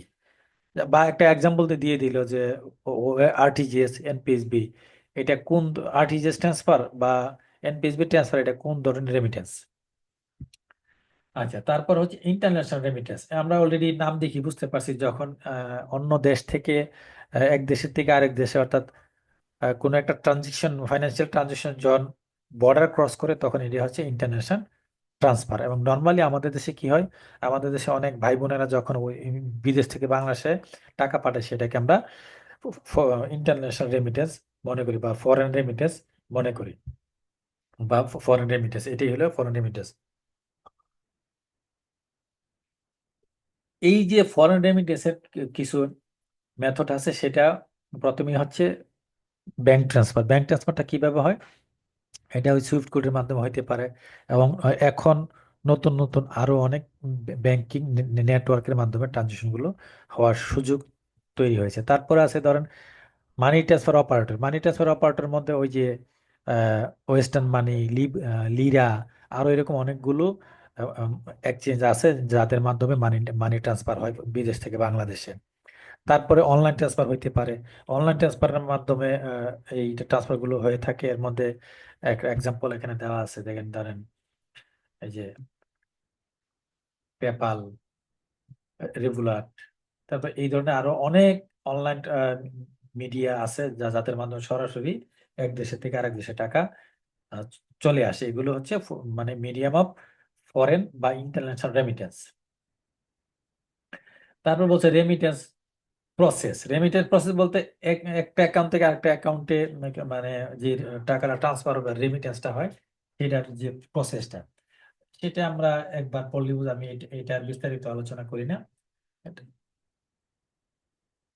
বিস্তারিত আলোচনা না করি। এইখানে গুরুত্বপূর্ণ একটা কোশ্চেন হচ্ছে অ্যাডভান্টেজ অফ রেমিটেন্স। আমরা কিন্তু রেমিটেন্সে বেশ কয়েকটা গুরুত্বপূর্ণ কোশ্চেন অলরেডি দেখছি। রেমিটেন্সের ডেফিনেশন, তারপরে রেমিটেন্সের প্রকারভেদ, তারপরে আপনার রেমিটেন্সের মিডিয়াম, লোকাল এবং ফরেন দুই ক্ষেত্রেই। এখন হচ্ছে সুবিধা বা রেমিটেন্সের আপনার আহ, কি কি বেনিফিট আছে বা সুবিধাগুলো কি কি আছে, সেটা প্রথমে হচ্ছে financial support for families, boost to local economics, এই এবং কনভেন্স অ্যান্ড অ্যাক্সেসিবিলিটি। অর্থাৎ আমার এই রেমিটেন্সে আরো অনেকগুলো পয়েন্ট আমরা অ্যাড করতে পারি। অর্থাৎ সবচেয়ে বড় দুইটা জিনিস হচ্ছে রেমিটেন্সের মাধ্যমে একজন আরেকজন মানে আমার ফ্যামিলিকে আমি সাপোর্ট দিতে পারি এবং দেশের ইকোনমিকে আমি বুস্ট আপ করতে পারি। কি fact about remittance in Bangladesh, অর্থাৎ এই যে এইটাও আরেকটা মানে অর্থাৎ মানে মূল ফ্যাক্ট গুলো কি কি রেমিটেন্সের ক্ষেত্রে: contribution economy, role of migrant workers, impact on poverty alleviation and remittance and financial inclusion. অর্থাৎ এইগুলো আপনার এখানে এই অ্যাডভান্টেজের সঙ্গে অ্যাড করে দিতে পারেন। তারপরে বলছে কি চ্যানেল ফর রেমিটেন্স ট্রান্সফার, এই যে অর্থাৎ রেমিটেন্স ট্রান্সফারের যে চ্যানেলগুলো কি কি, বাংলাদেশের ক্ষেত্রে কি কি চ্যানেল আছে, এটা খুব মানে গুরুত্বপূর্ণ বিষয়। আমরা একটু আগে পড়ছি যে ধরেন ব্যাংক ট্রান্সফার, এই যে ব্যাংক ট্রান্সফারটা এখানে বলা আছে, ধরেন কি কি ব্যাংকের মাধ্যমে ট্রান্সফার করতে পারি: সোনালী ব্যাংক, অগ্রণী bank, Bangladesh bank, Dutch bank, অর্থাৎ ব্যাংক অ্যাকাউন্টের মাধ্যমে যে ট্রান্সফার আর কি। এখানে আরেকটা কথা বলা বাহুল্য, এগুলো তারা ভাগ করছে কি ফর্মাল, ইনফর্মাল। ঠিক আছে, ফর্মাল, ইনফর্মাল, আর একটা হচ্ছে বাংলাদেশ ব্যাংক ইনিশিয়েটিভ, তিনটা ভাগে ভাগ করছে। অর্থাৎ রেমিটেন্সের যে চ্যানেলগুলো তারা তিনটা ভাগে ভাগ করছে। একটা হচ্ছে ফর্মাল চ্যানেলের মধ্যে bank transfer, money transfer, MoneyGram, mobile money service, এই এই কয়েকটা আছে। তাহলে প্রথমে কি এই ফর্মাল চ্যানেল, এটাও গুরুত্বপূর্ণ যে ফর্মাল চ্যানেলের অন্তর্ভুক্ত কি কি: bank transfer, money transfer operator, আর একটা হচ্ছে এমএফএস বা মোবাইল মানি সার্ভিস, যার একটা অন্যতম এক্সাম্পল হচ্ছে বিকাশ বা নগদ। আর মানি ট্রান্সফারের অন্যতম এক্সাম্পল হচ্ছে ওয়েস্টার্ন ইউনিয়ন, মানিগ্রাম, এক্সপ্রেস মানি, লিরা, এগুলো। আর ব্যাংক ট্রান্সফারের এক্সাম্পল হচ্ছে যে কোনো ব্যাংক, এর মধ্যে আমাদের ব্যাংকও আছে। ইনফর্মাল চ্যানেলটা কি: while the use of formal channel is encouraged, many migrants still use informal channels such as Hawala and underground key banking networks to send money back home. These methods are often less regulated and they may have security concern, but they may be more convenient or cost effective for certain individuals. এটা বলছে কি, ওই যে আমরা ব্যাংকের বাইরে যে চ্যানেলগুলো ইউজ করি, এই চ্যানেলগুলো ইউজ করে যখন কোনো ট্রান্সফার হয় বিদেশ থেকে বাংলাদেশে টাকা আছে, এটা হচ্ছে ইনফর্মাল। এটা একটা সুবিধার কথা বলছে যে অনেকের জন্য কস্ট ইফেক্টিভ, অর্থাৎ ব্যাংকের মাধ্যমে যখন টাকাটা পাঠায় যে খরচ লাগে, এই ইনফর্মাল চ্যানেলে তখন তাদের এই সময়টা, সরি, এই কস্টিংটা লাগে না, এবং অনেক ক্ষেত্রে সময় অনেক কম লাগে। ডকুমেন্টেশনের ক্ষেত্রে অনেক কম ডকুমেন্টেশন মেনটেন করতে হয়। এই জন্য অনেকেই কি চিন্তা করে যে আমি ভাই ওই ব্যাংকিং চ্যানেলে যাব না, আমি আমার ইনফর্মাল চ্যানেলেই আমি টাকা নিয়ে আসবো, টাকার রেটও ভালো পাওয়া যায়, খরচও কম, আবার ডকুমেন্টেশনের ঝামেলা কম, এই জন্য। তারপর কি বলছে Bangladesh bank initiative: Bangladesh bank, the country's central bank, plays a key role in the remittance sector. আচ্ছা, এটা সাথে এইটা সম্পর্ক না, অর্থাৎ এই চ্যানেল দুইটা, একটা হলো ফর্মাল, একটা হলো ইনফর্মাল, এই দুইটা চ্যানেল। এটা হচ্ছে অন্য কোশ্চেন, এটা আমার নাম্বারিংটা হয়তো ভুল হয়েছে, এটা হচ্ছে অন্য কোশ্চেন। অর্থাৎ এই উপরের প্রশ্নের সাথে এটার কোনো সম্পর্ক, অর্থাৎ এটা হচ্ছে বাংলাদেশ ব্যাংক আপনার রেমিটেন্সের ক্ষেত্রে কি কি ইনিশিয়েটিভ নিচ্ছে। এর মধ্যে আমরা একটা জানি, এখানে অন্যতম ইনিশিয়েটিভ হচ্ছে কি রেমিটেন্স ইনসেন্টিভ স্কিম, অর্থাৎ এই যে এখন আমরা 2.5% যারা টাকা পাঠায় আমাদের সেই টাকার সঙ্গে 2.5% আমরা তাদেরকে ইনসেন্টিভ দিয়ে থাকি। এটা বাংলাদেশ ব্যাংকের একটা initiative. Impact of remittance on the Bangladesh economy, ওই যে বললাম যে এই যে একটু আগে বলছিলাম যে বাংলাদেশ ব্যাংকের অ্যাডভান্টেজ বা বেনিফিট, এখানে বলছে এই যে ফাইন্যান্সিয়াল ক্ষেত্রে রেমিটেন্সের ইম্প্যাক্টটা কি, বা বাংলাদেশের ইকোনমিতে যদি আমরা চিন্তা করি বাংলাদেশের ইকোনমিতে এই রেমিটেন্সের ইম্প্যাক্টটা কি। সহজ হিসাব, যখন বাংলাদেশে অন্য দেশের থেকে যখন বাংলাদেশে টাকা আসবে বাংলাদেশের ইকোনমিক গ্রোথ পাবে। সেই ক্ষেত্রে কি কি গ্রোথ হইতে পারে, ইকোনমিক গ্রোথ হইতে পারে। তারপরে আমরা যে ফরেন রিজার্ভ যেটা বলি, আমরা সবাই বুঝি যে ফরেন রিজার্ভ কমে যাচ্ছে, বেড়ে যাচ্ছে। এই ফরেন এক্সচেঞ্জ রিজার্ভ বৃদ্ধির ক্ষেত্রে এই রেমিটেন্স ভূমিকা অনেক বেশি। তারপরে আমাদের ইনফ্রাস্ট্রাকচার যে ডেভেলপমেন্ট হয়, সেই ডেভেলপমেন্টের ক্ষেত্রেও সেই রেমিটেন্সের ভূমিকা অন্যতম। ঠিক আছে। এবং সোশ্যাল ওয়েলফেয়ার বলতে যেটা বোঝাচ্ছে এখানে, অর্থাৎ যখনই আমার অন্য দেশের থেকে আমার দেশে ফান্ড আসতেছে, আমার দেশের যে দারিদ্রতা, প্রপার্টি, আমার শর্টেজ অফ মানি, এইগুলো দূর হচ্ছে, এতে সামাজিক নিরাপত্তা বৃদ্ধি পাচ্ছে। এখানে একটা কথা বলছে, চ্যালেঞ্জেস রেমিটেন্স সেক্টর, অর্থাৎ রেমিটেন্স সেক্টরে কি কি চ্যালেঞ্জ আছে। ওই যে বললাম যে হাই রেমিটেন্স কস্ট, মানে যখন ব্যাংকিং সেক্টর এটা পাঠায় এটা খরচটা বেশি পড়ে যায়। এই, তারপরে বলছে ইনফর্মাল রেমিটেন্স চ্যানেল, ওই যে একটু আগে বললাম যে কিছু কিছু আছে যে তারা ব্যাংকিং এর মাধ্যমে না পাঠায়, তারা অন্য কোনো মাধ্যমে টাকাগুলো পাঠায়। এই ক্ষেত্রে এই সমস্ত টাকা কোনো অসৎ পথে, অসৎ উদ্দেশ্য ইউজ হইতে পারে। যেমন এখানে মানি লন্ডারিং ইস্যু আছে, টেরোরিস্ট ফাইন্যান্সিং এর ইস্যু আছে। এই জন্য এটা এই রেমিটেন্সের একটা অন্যতম চ্যালেঞ্জ। তারপরে আমরা চলে যাই ক্যাশ বোল্টে। ক্যাশ বোল্ট ম্যানেজমেন্ট, আমরা ক্যাশ বোল্ট ম্যানেজমেন্টটা যদি একটু দেখি, এটা আমাদের কাছে নতুন, কিন্তু আমার কাছে মনে হচ্ছে আপনারা একবার পড়লে বাকিটা পারবেন। কারণ একটা ক্যাশ ম্যানেজমেন্ট, ক্যাশ হ্যান্ডলিং এ কি কি থাকে এটা আমরা সবাই জানি, যদিও কাজ করি না, কিন্তু একটা নর্মাল আইডিয়া আমাদের আছে।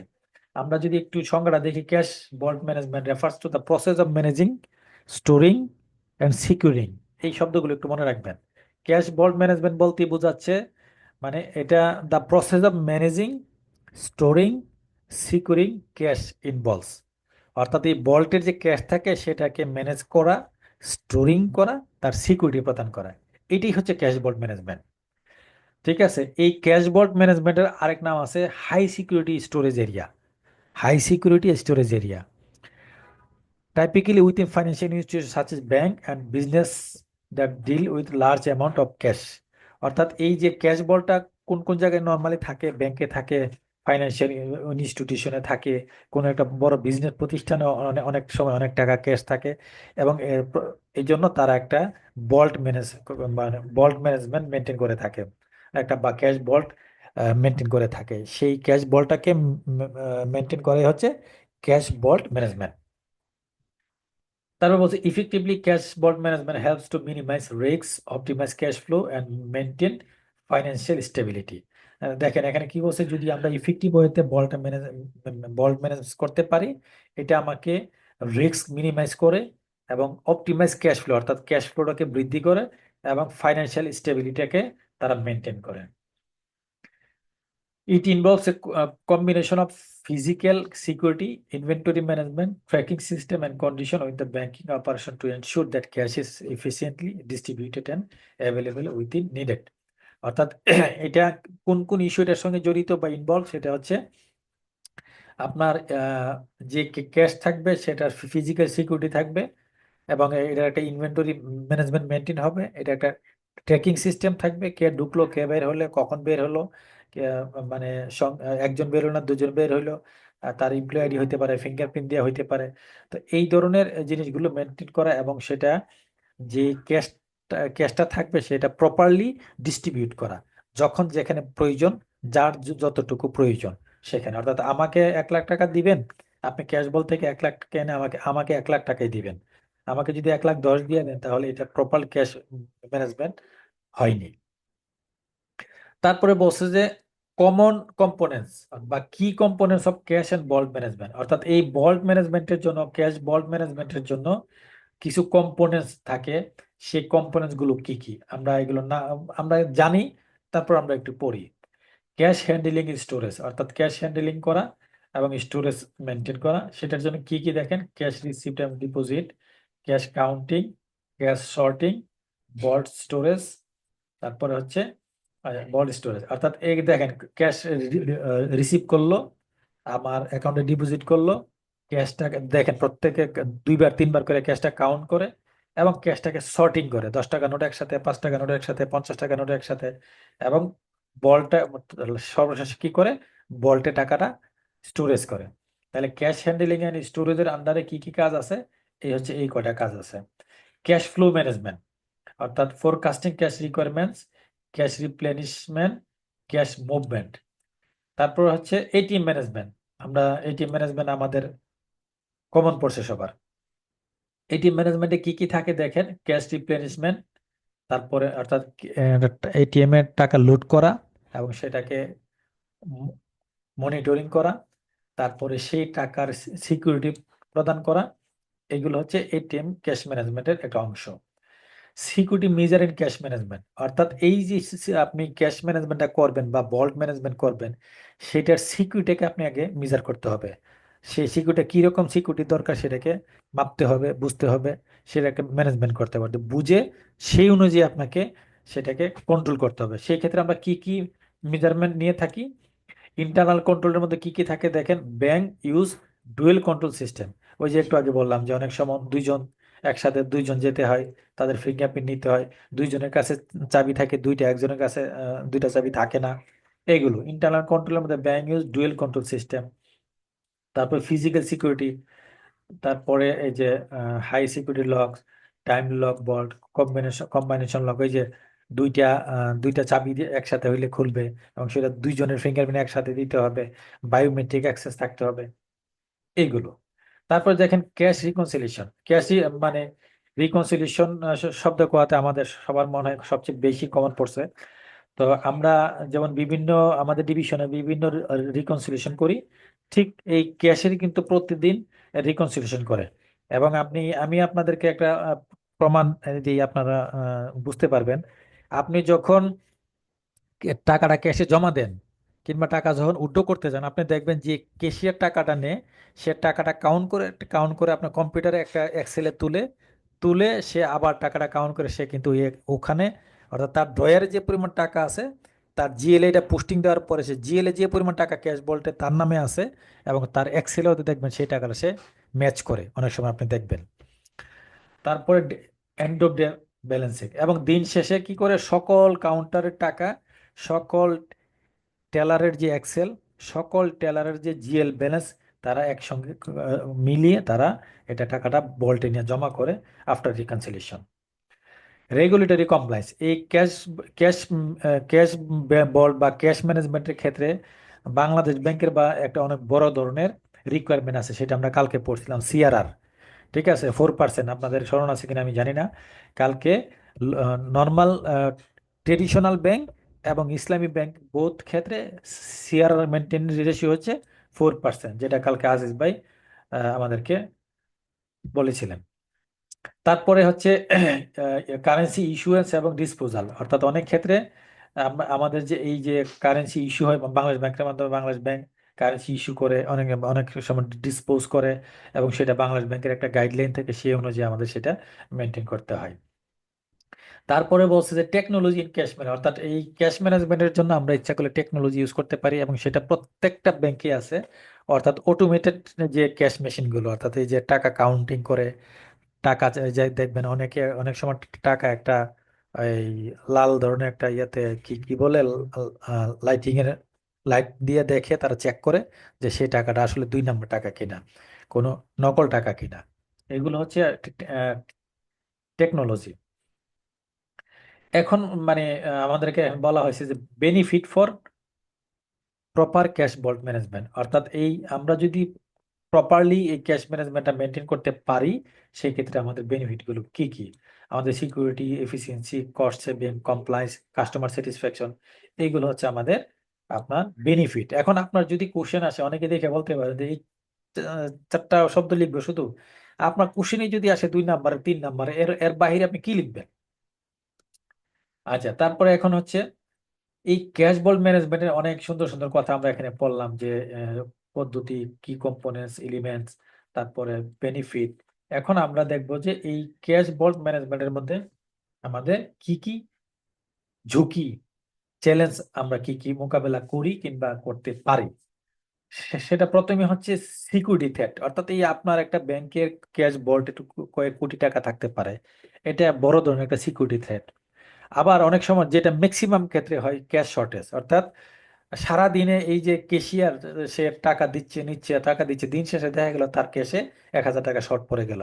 এই ক্ষেত্রে কিন্তু এই ক্যাশিয়ারের পকেট থেকে টাকাটা দেওয়া ছাড়া আর কোনো উপায় নেই। ঠিক আছে? তো এইগুলো একটা অনেক বড় ধরনের রিস্ক। তারপর হচ্ছে অপারেশনাল কস্ট। অপারেশনাল কস্ট, এই যে ধরেন এই টাকাটা আমি বল্টে রাখলাম, এটার অনেক সময় ইন্স্যুরেন্স মেনটেন করতে হয়। তারপরে এই এই বলটা অনেক সময়, এই যে বল্ট গুলো অনেক হাই কস্টলি হয়, এইগুলোর সঙ্গে অনেক বড় কস্ট জড়িত।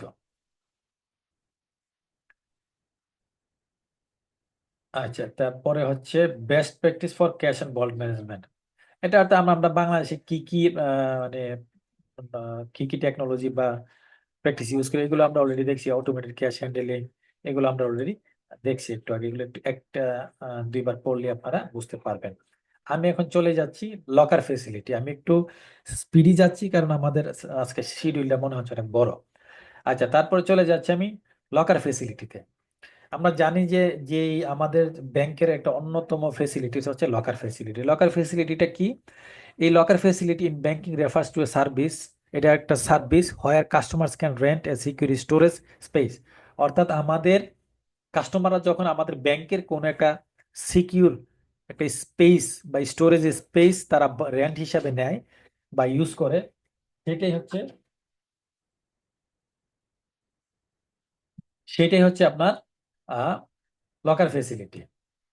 এই নর্মালি আমরা কি করি, এই লকার ফেসিলিটিতে আমরা কি কি রাখি, আমাদের অনেক ভ্যালুয়েবল আইটেম কি কি, জুয়েলারি, কোনো দলিল, ঠিক আছে। অনেক সময় আমরা ক্যাশ, ক্যাশ বলতে তো আমরা বাংলাদেশি টাকা তো আর ইয়াতে রাখি না, অনেক সময় অনেকে কি করে ফরেন কারেন্সি, অনেক দামি কারেন্সি তারা এই লকারে রেখে দেয়।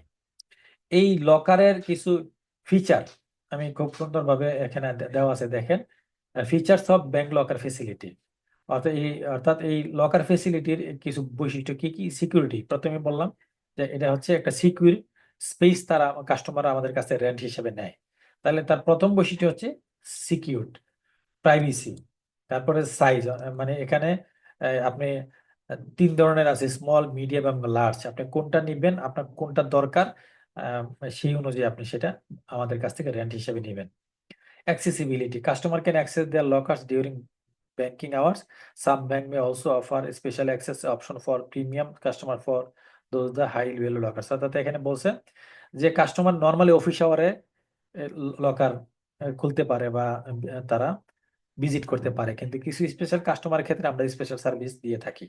ঠিক আছে? অর্থাৎ সেটা সপ্তাহে 7 দিন, যে কোনো সময় যে কোনো দিন আমরা হয়তো বা কাস্টমারকে সেই সুযোগ দিয়ে থাকি।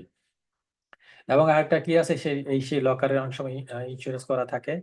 ইলিজিবিলিটি, অর্থাৎ সেই কাস্টমারের কারা এটা নিতে পারবেন, সেই ক্ষেত্রে আমরা কিছু ইলিজিবিলিটি কি বলছে, typically locker facilities are offer to individuals holding saving or current account with the bank. অর্থাৎ যা নর্মালি আমাদের কারেন্ট অ্যাকাউন্ট কিংবা সেভিং হোল্ডার, ব্যাংক অ্যাকাউন্ট হোল্ডাররাই নিতে পারে নর্মালি।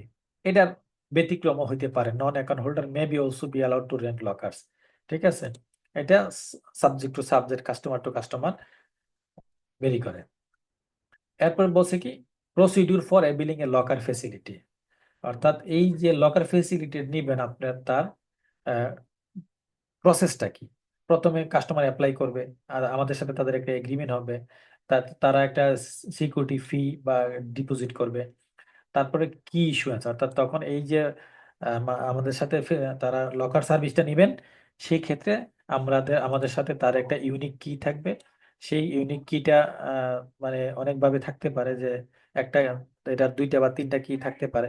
একটা ওনার মানে কির একটা ম্যানেজমেন্ট থাকে, এটা ওইভাবে তারা মেনটেন করে থাকে।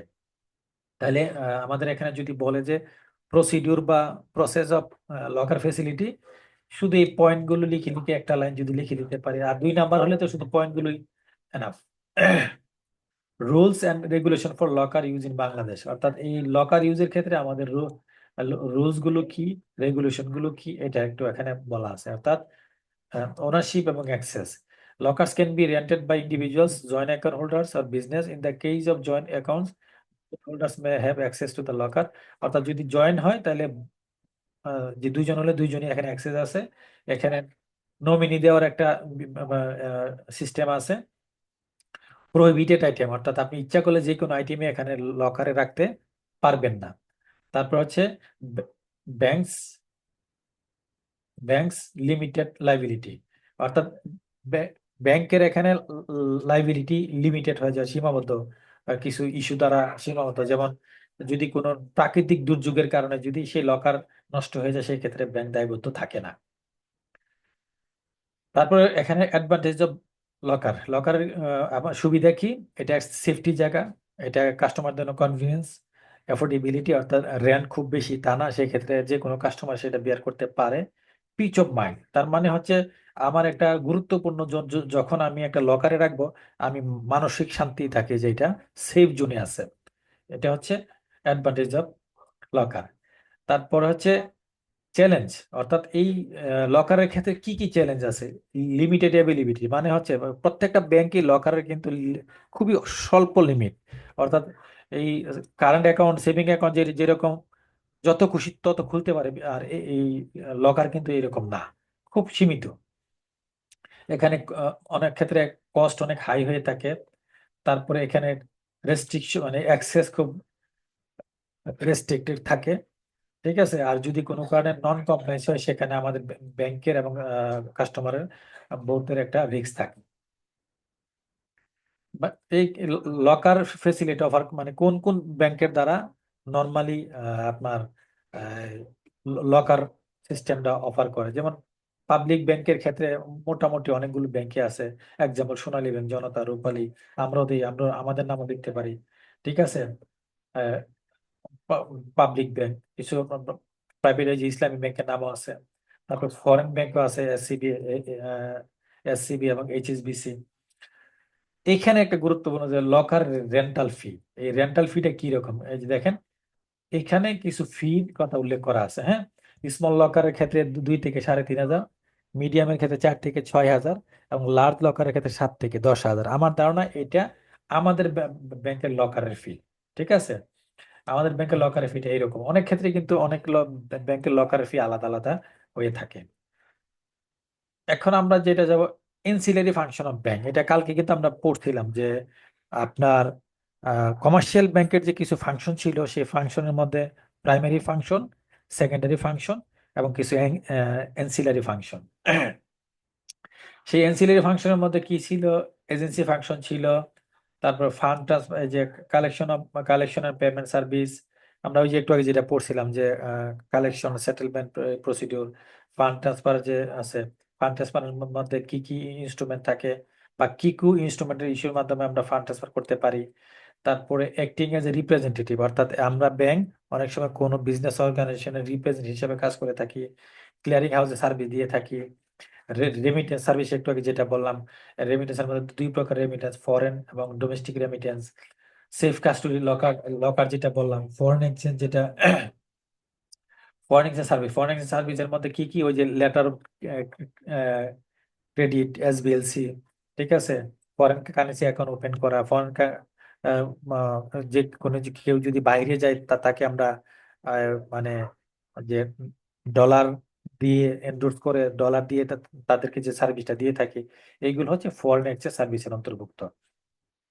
তারপরে investment and advisory service, utility fee a collection service, অর্থাৎ আমাদের ব্যাংক অনেক সময় দেখবেন ওই গ্যাস বিল কালেকশন করে, পাসপোর্টের ফি নেয়, ইলেকট্রিসিটির বিল নেয়, কোনো স্কুল কলেজের টিউশন ফি নেয়, এগুলো হচ্ছে ইউটিলিটি সার্ভিসের অন্তর্ভুক্ত। তারপর হচ্ছে ডিজিটাল এবং মোবাইল ব্যাংকিং সার্ভিস আমাদেরও আছে, ঠিক আছে। এগুলোর মাধ্যমে আমরা এনসিলারি সার্ভিস দিয়ে থাকি। তো ancillary debit card, credit card, prepaid card, এগুলো আমাদের এনসিএলএ সার্ভিসের অন্তর্ভুক্ত। তাহলে এনসিএলএ সার্ভিসটা কিন্তু ব্যাপক। কালকে আমরা দেখছিলাম প্রায় 10-15টা, এখানেও আমাদের 10-15টা আইটেম আছে যেগুলো এনসিএলএ সার্ভিসের অন্তর্ভুক্ত। তাহলে এই এনসিলারি সার্ভিস কোন কোনগুলো যদি আসে আমরা কিন্তু লিখতে পারবো। কালকে যে চার্টটা দেখছি সেটাও লিখতে পারবো। আজকের যে চার্ট সেখানেও কিন্তু এনসিলারি সার্ভিসের ব্যাপক আলোচনা, সেটাও আমরা আশা করি লিখতে পারবো। E commerce payment gateway service, government service, এগুলো সব হচ্ছে আপনার এনসিলারি সার্ভিসের অন্তর্ভুক্ত। তারপরে আপনারা আছেন তো, নাকি আমি একলা একলা কথা বলতেছি বুঝতেছি না? জি ভাই আছি। আসিফ ভাই, জি আসি। আসি ভাইয়া। Thank you. আচ্ছা, তারপরে হচ্ছে আমরা যদি চলে যাই, তারপরে চলে যাই এই ফ্রড, ফোর্জারি আর হচ্ছে মাল প্র্যাকটিস। তাহলে the bank sector in Bangladesh like many other worldwide faces challenges related to fraud, forgery এবং কি মাল প্র্যাকটিস। অর্থাৎ এই 3 ধরনের আমাদের ঝুঁকিপূর্ণ এরিয়া, ঝুঁকিপূর্ণ কর্মকাণ্ড, যেটার কারণে আমাদের ব্যাংকের অনেকে চাকরি চলে যায়, আমরা অনেক রিস্কে পড়ি, অনেক সময় দোষ না করে দোষী হইতে হয় ডিউ টু আপনার ল, লিগেল ফ্রেমওয়ার্ক। ঠিক আছে, তো এখন আমরা কোন ধরনের ফ্রড আমাদের মধ্যে আমরা দেখতে পাই? এর মধ্যে আছে loan fraud, cheque fraud, credit কার্ডের মাধ্যমে ফ্রড, ডেবিট কার্ডের মাধ্যমে ফ্রড, অনলাইনের মাধ্যমে ফ্রড, সাইবার ফ্রড। হ্যাঁ, এইগুলো হচ্ছে ফ্রডের এরিয়া। কি কি ধরনের ফ্রড? তাহলে আমরা যদি পরীক্ষায় আসে মানে কয়েকটা ফ্রড অ্যাক্টিভিটিস এর নাম লিখো, ফ্রড অ্যাক্টিভিটিস এর এক্সাম্পল দাও, তাহলে লিখতে পারবো না? Loan fraud, cheque fraud, debit card fraud, credit card fraud, prepaid card, online, cyber. তারপর আরো আছে investment fraud, insurance fraud, mortgage fraud. হ্যাঁ, এইগুলো হচ্ছে ফ্রডের অ্যাক্টিভিটিস বা টাইপস অফ ফ্রড। এই লোন ফ্রডের আবার বিভিন্ন ভাগ থাকতে পারে, এগুলো আমি এখানে দিয়ে দিছি। চেক ফ্রডের মাধ্যমে কি কিভাবে হতে পারে? Alter cheque, forgery of signature, অর্থাৎ সেই সিগনেচার নকল করা, কোনো চেক অল্টার করে ফেলা। ঠিক আছে, তারপরে ক্রেডিট কার্ড, যেটা ডেবিট কার্ড বলছে, এই যে আনঅথরাইজ ট্রানজেকশন, স্কিমিং, আমরা জানি যে এটিএম স্কিমিং হয়ে যায়, এটিএম কার্ড বা ডেবিট কার্ড স্কিমিং হয়ে যায়, ফেক ক্রেডিট কার্ড ইস্যুয়েন্স করা স্কিমিং এর মাধ্যমে। এগুলো সব হচ্ছে ফ্রডের অ্যাক্টিভিটিস। অনলাইনে কি কি হয়? ফিশিং, হ্যাকিং, সোশ্যাল ইঞ্জিনিয়ারিং, এগুলো হচ্ছে সবই ফ্রড। এবং আমার কাছে মনে হচ্ছে যে পরীক্ষাতে ফ্রড, ফরজারি এবং মাল ফাংশন, যেটা মাল প্র্যাকটিস, এর মধ্যে থেকে কোশ্চেন অবশ্যই থাকবে। ঠিক আছে, এবং সহজ কিন্তু। আপনি দেখেন এই লাইনগুলো একবার যদি আপনি পড়েন, তাহলে আশা করি যে একবারের বেশি আমার মনে হয় না এটা পড়ার দরকার আছে। তারপর হচ্ছে টাইপস অফ ফরজারি ব্যাংকিং। এতক্ষণ পড়ছিলাম ফ্রড, একটা হচ্ছে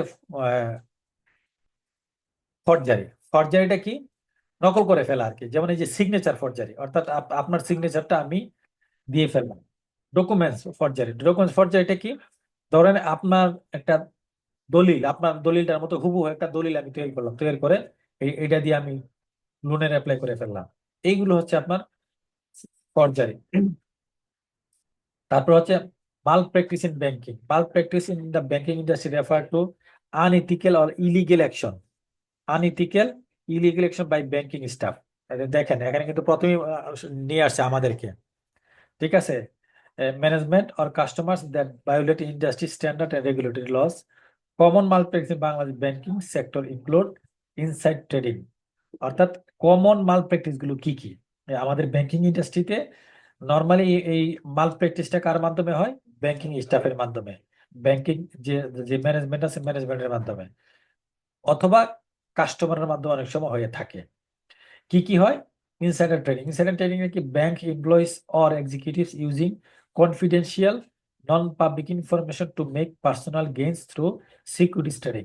অর্থাৎ তারা ব্যাংকের কিছু মানে কনফিডেন্সিয়াল ইনফরমেশন ইউজ করে তারা কোনো একটা ট্রেডিং করে, কোনো একটা ট্রানজেকশন করে, যেটা আমাদের মাল প্র্যাকটিসের অন্তর্ভুক্ত। আনএথিক্যাল লোন স্যাংশন, এই যে ধরেন এই যে বাংলাদেশে সবচেয়ে বেশি হয়, অর্থাৎ যেখানে লোন ইস্যু করার কথা না সেখানে লোন ইস্যু করে ফেলা, যে কোম্পানির কোনো অস্তিত্বই নাই সেই কোম্পানিকে আমরা লোন দিয়ে ফেলি। ঠিক আছে, ব্রাইবারি অ্যান্ড করাপশন, কোন দুর্নীতির সঙ্গে যুক্ত হওয়া, ওভার চার্জিং ফি, অর্থাৎ এটা কি বলছে? চার্জিং কাস্টমার আনজাস্টিফাইড ফি, অর্থাৎ আমরা কাস্টমারকে এমন কিছু চার্জ করলাম যেটার কোনো জাস্টিফিকেশন নাই। এই ধরনের কাজগুলো হচ্ছে মাল প্র্যাকটিসের অন্তর্ভুক্ত। তারপরে হচ্ছে কজেস অফ ফ্রড, ফরজারি এবং মাল প্র্যাকটিস, অর্থাৎ এই যে কাজগুলো আমরা ফ্রড করি, ফরজারি করি, মাল প্র্যাকটিস করি, তার কারণগুলো কি কি? তার কারণগুলো হচ্ছে উইক ইন্টারনাল কন্ট্রোল, অর্থাৎ আমাদের ইন্টারনালি যদি কন্ট্রোলটা শক্ত হয় তাহলে কিন্তু আমরা এই সাহসী করব না। তারপর হচ্ছে করাপশন, দুর্নীতি, আমাদের রক্তে রক্তে দুর্নীতি। ইনএডিকুয়েট কাস্টমার অ্যাওয়ারনেস, কাস্টমারের সচেতনতার যে দুর্বলতা, সেটাও একটা কারণ। তারপরে ইনসাফিসিয়েন্ট সাইবার সিকিউরিটি, আমাদের দেশের মানে যে সাইবার, পুরা বিশ্বে এগুলো হয়, অর্থাৎ যখনই কোনো দেশে সাইবার সিকিউরিটি দুর্বলতা থাকে তখনই এই ঘটনাগুলো ঘটে। Lack of enforcement, poor due diligence, ঠিক আছে। তারপরে হচ্ছে measure to prevent fraud, forgery and malpractice, অর্থাৎ এই ফ্রড, ফরজারি এবং মাল প্র্যাকটিস এটা যদি আমি প্রতিরোধ করতে চাই তাহলে সেটা আমাদের কি কি কাজ করণীয়। Strength legal and regulatory framework, ওই যে মানে আমাদের রেগুলেটরি যে ফ্রেমওয়ার্ক থাকে, লিগেল যে ফোর্সমেন্ট থাকবে, এই এনফোর্সমেন্ট থাকবে, সেটা শক্তিশালী হতে হবে। তারপরে ইমপ্রুভ সাইবার সিকিউরিটি, যে একটু আগে যেটা বলছিল দুর্বলতা, এই যে সাইবার সিকিউরিটি, এটাকে যদি আমরা ইমপ্রুভ করতে পারি।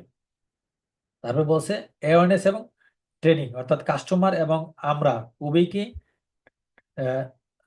অ্যাওয়ারনেস করা এবং ট্রেনিং দেওয়া। কাস্টমারকে তো ট্রেনিং দিতে পারবো না, কাস্টমারকে করতে হবে অ্যাওয়ারনেস আর আমাদেরকে দিতে হবে ট্রেনিং। এনহ্যান্স ডিউ ডিলিজেন্স, ওই যে যেটা বলছিল যে shortage of due diligence, poor due diligence, এখানে এখানে বলছে এটাকে এনহ্যান্স করতে হবে। তারপরে আমাদের টেকনোলজিকে সঠিক ইউজ করতে হবে। এইগুলো হচ্ছে আমাদের প্রিভেনশন অফ ফ্রড, ফরজারি এবং মাল প্র্যাকটিস। তারপরে এটা আমরা অলরেডি একটু আগে পরে ফেলছি, এটা ডাবল হয়ে গেছে, এই পৃষ্ঠাটা ডাবল হয়ে গেছে, তাহলে আমার জন্য মনে হচ্ছে একটু সুবিধা হয়েছে। এবার হচ্ছে ব্রাঞ্চ ম্যানেজমেন্ট, ঠিক আছে। ব্রাঞ্চ ম্যানেজমেন্টটা কি? Branch management in the banking sector plays a crucial role in the overall performance and efficiency of banks. In Bangladesh, branch management is critical because it directly impacts customer satisfaction, operational efficiency, compliance with regulatory standard and profitability. এখানে দেখেন, অর্থাৎ আমরা জানি, অর্থাৎ ব্রাঞ্চই হচ্ছে আমাদের প্রত্যেকটা ব্যাংকের প্রাণ। তাদের তাদের দক্ষতা, লিডারশিপ, কাস্টমার, তাদের সাথে কাস্টমারদের যে রিলেশনশিপ এবং এই কাস্টমারদের স্যাটিসফ্যাকশন, তাদের সঠিক অপারেশনাল এফিসিয়েন্সি, এর মাধ্যমে আমার একটা ব্যাংকের প্রফিটেবিলিটির সৃষ্টি হয়। এটা কোন দিকে যাবে, ডাউনে নাকি আপে, এই যে টোটাল প্রসেসটা, সেটাই হচ্ছে আমাদের ব্রাঞ্চ ম্যানেজমেন্ট।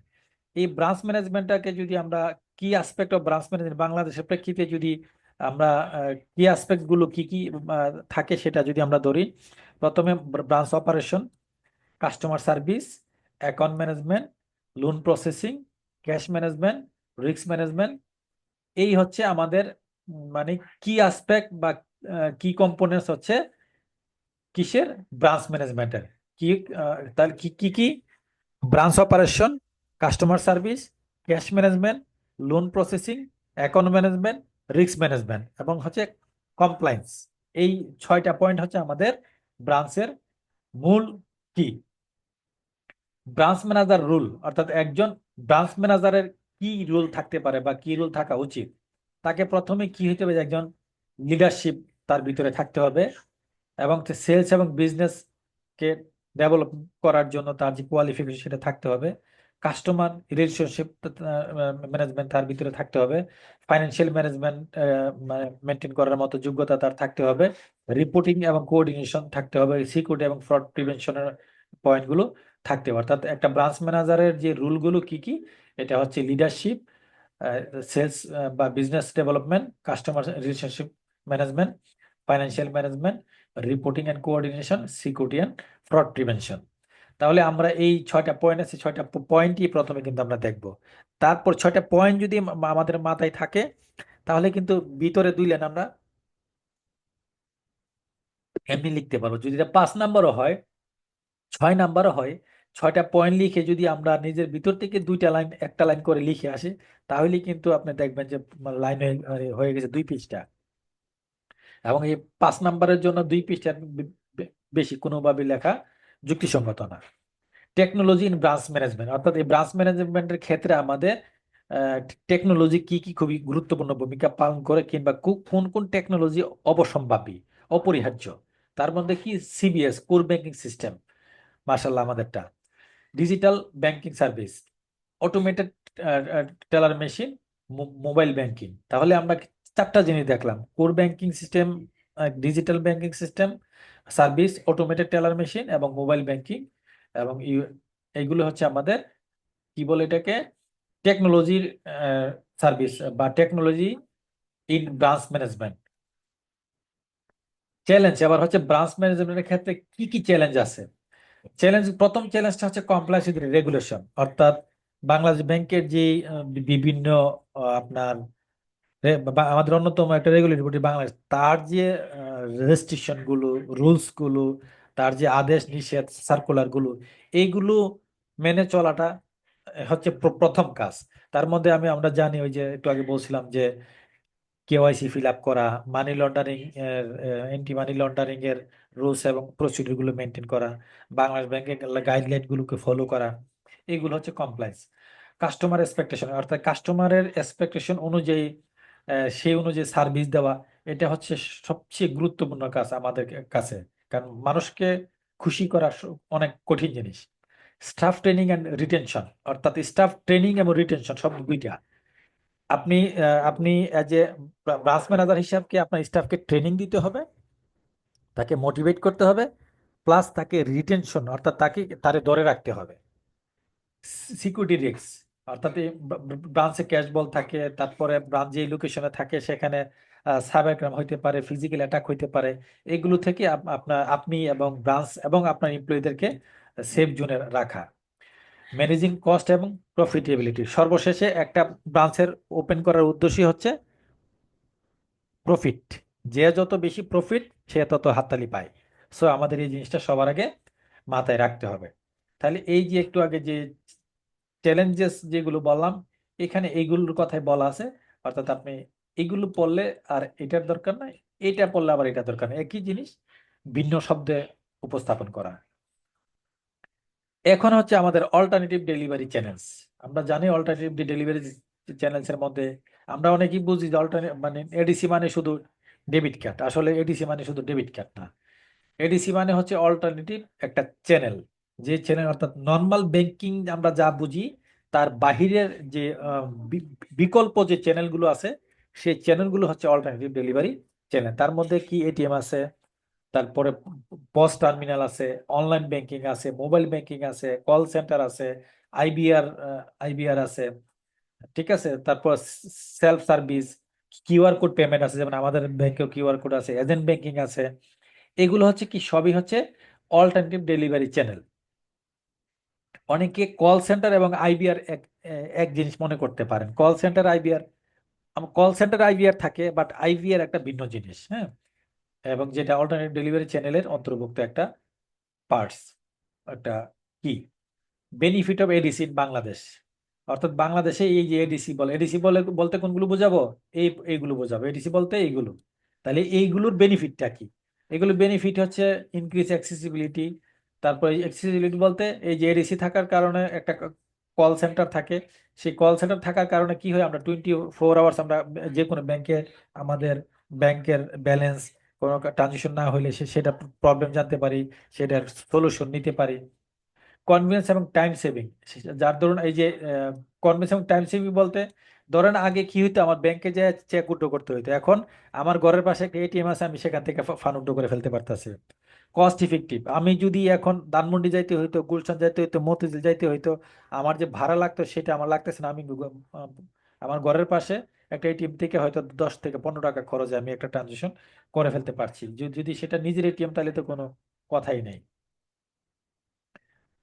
আর তারপর হচ্ছে সিকিউরিটি। সিকিউরিটি কি, আপনি ঘরে বসে যেহেতু ট্রানজেকশন করতে পারতেছেন, তাহলে নর্মালি আমাদের এখানে মাল্টি ধরনের সিকিউরিটি আমরা বুক করে থাকি। ফাইন্যান্সিয়াল ইনক্লুশন, যেহেতু সহজে আমরা ট্রানজেকশন করতে পারি, সেই কারণে কিন্তু ট্রানজেকশনের পরিমাণ হয় অনেক বেশি, যার দরুন ফাইন্যান্সিয়াল ইনক্লুশন ঘটে। অর্থাৎ ফাইন্যান্সিয়াল ইনক্লুশন বলতে কি, আর্থিক প্রবৃদ্ধি, অর্থাৎ একটা মানে ধরেন আমার কাছে 100 টাকা আছে, সেই 100 টাকাটা বিভিন্ন জায়গায় ছড়াইয়া পড়া। অর্থাৎ একটা এক্সাম্পল দিই, ধরেন আমার কাছে 100 টাকা আছে, সেটা আপনার অ্যাকাউন্টে দিলাম, আপনি আরেকজনের অ্যাকাউন্টে দিলেন, আপনি আরেকজনের অ্যাকাউন্টে দিলেন। অর্থাৎ এই দেখা গেছে যে 5 মিনিটে ইচ্ছা করলে 100 টাকার ট্রানজেকশন হয়ে যেতে পারে 1000 টাকা। তারপরে বলছে কি ফাস্টার ট্রানজিশন, অর্থাৎ দ্রুত ট্রানজিশন। দ্রুত ট্রানজিশন নর্মাল হিসাব, যেহেতু আমি এখন আমাকে শুধু চেক বইয়ের উপর ডিপেন্ড করতে হচ্ছে না, পে অর্ডারের উপর ডিপেন্ড করতে হচ্ছে না, ফিজিক্যাল এক্সিস্টেন্সের উপর ডিপেন্ড করতে হচ্ছে না, যে কোনো মুহূর্তে যে কোনো জায়গায় আমি পজ মেশিনে, মোবাইল ব্যাংকিং এর মাধ্যমে, এটিএম এর মাধ্যমে ট্রানজেকশন করতে পারতাছি। সো আমার ট্রানজেকশনটা খুব দ্রুত হয়ে যাচ্ছে। আহ, কি চ্যালেঞ্জেস এডিসি, চ্যালেঞ্জ এডিসি একটু আগে বলছিলাম নাকি? বেনিফিট না, চ্যালেঞ্জ হেরেছি জানি। ওকে, তাহলে এখন হচ্ছে আমরা আমাদের চ্যালেঞ্জেস এডিসি, অর্থাৎ এডিসির ক্ষেত্রে আমাদের ঝুঁকিগুলো কি কি, আমাদের চ্যালেঞ্জগুলো কি কি। টেকনিক্যাল ইস্যু আমরা জানি, মানে আধুনিকায়ন অটোমেশন মানেই হচ্ছে টেকনিক্যাল। আর টেকনিক্যাল ইস্যুতে আমাদের চ্যালেঞ্জ থাকবেই। সেখানে সাইবার রিস্ক থাকতে পারে, সাইবার অ্যাটাক হইতে পারে, তারপর ডিজিটাল কোনো প্রবলেম হইতে পারে, সিকিউরিটি কনসার্নের ইস্যু থাকতে পারে, নেটওয়ার্ক ইনফ্রাস্ট্রাকচার যদি দুর্বল হয় সেখানে বড় ধরনের অঘটন করতে পারে। যেমন বাংলাদেশ ব্যাংকে আজকের থেকে কয়েক বছর আগে আমরা জানি বড় ধরনের একটা আহ, মানে সুইফট। সাইবার হ্যাকিং এর মাধ্যমে, সুইফট কোডের মাধ্যমে একটা বড় ধরনের হ্যাকিং হয়েছে। তো এইগুলো হচ্ছে আপনার এডিসির ঝুঁকি। তারপরে ADC, regulatory oversight of ADC Bangladesh. Regulatory বলতে এই ওভারসাইট মানে বলতে যেটা বোঝাচ্ছে যে এই এডিসির ক্ষেত্রে রেগুলেটরি বডি কি কি মেনটেন করে, তাদের কি ডিমান্ড, তারা কি কি চায়, আমাদের কি কি মেনটেন করতে হয়, বা কোন কোন দিক ক্ষেত্রে আমাদের রেগুলেটরি বডির সবচেয়ে আহ, দৃষ্টি থাকে, এবং তাদের কাছে আমাদের কি কি ইস্যুতে কমপ্লায়েন্স থাকতে হয়। সেটা আমরা জানি, এন্টি মানি লন্ডারিং হতে পারে, কেওয়াইসি, ডিজিটাল কেওয়াইসি, এই এই ধরনের আমাদের অনেক কিছু মেনটেন করতে হয়। তো এই হচ্ছে আজকের আসলে স্বল্প সময়ের আলোচনা, এবং এত দ্রুত আলোচনা করছি, আপনারা কতটুকু বুঝতে পারছেন আমি ঠিক জানি না। তো বাসায় আসছি লেট করে, যাই ধরুন একটু দ্রুত আলোচনা হয়েছে। এখন আপনাদের কাছে কেমন লাগছে, আপনারা কতটুকু বুঝছেন আপনারা জানেন। বুঝতে পারলে আলহামদুলিল্লাহ, না বুঝতে পারলে দুঃখিত। এখন আপনারা বলেন, আর কোনো এই আজকের আলোচনা থেকে আপনাদের কোনো কিছু জানার আছে কিনা? থ্যাংক ইউ রিপন ভাই, সুন্দর হয়েছে ক্লাস।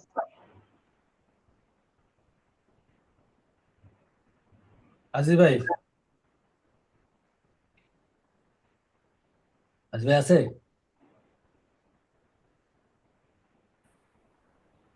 অনেক ইউজফুল একটা সেশন হলো, যদিও প্রথম দিকে আহ, মানে আমার অফিস থেকে বেরোতে লেট হয়ে গেছিল, রাস্তায় ছিলাম, মিস হয়ে গেছে। রিপন ভাই, আপনার এই এই রেকর্ডটা, হ্যাঁ, এটা কি আহ, পাওয়া যাবে? হ্যাঁ, হ্যাঁ, আমি গতকালকের রেকর্ডটা কিন্তু গ্রুপে অলরেডি বিকালের দিকে ইয়া করে দিছি। হ্যাঁ, এই রেকর্ডটা আমি দিয়ে দিব। এটা কি আজকে দিতে পারবেন নাকি কালকে দিবেন? আশা করি আজকে দিব, মানে হ্যাঁ হ্যাঁ, ভালো হয় তাহলে। হ্যাঁ, তাহলে প্রথম দিকে যেগুলো মিস করেছি সেগুলো আমি আমি চেষ্টা করবো দেখে নিতে পারবো। Thank you. দেওয়ার জন্য চেষ্টা করব। আজি ভাই,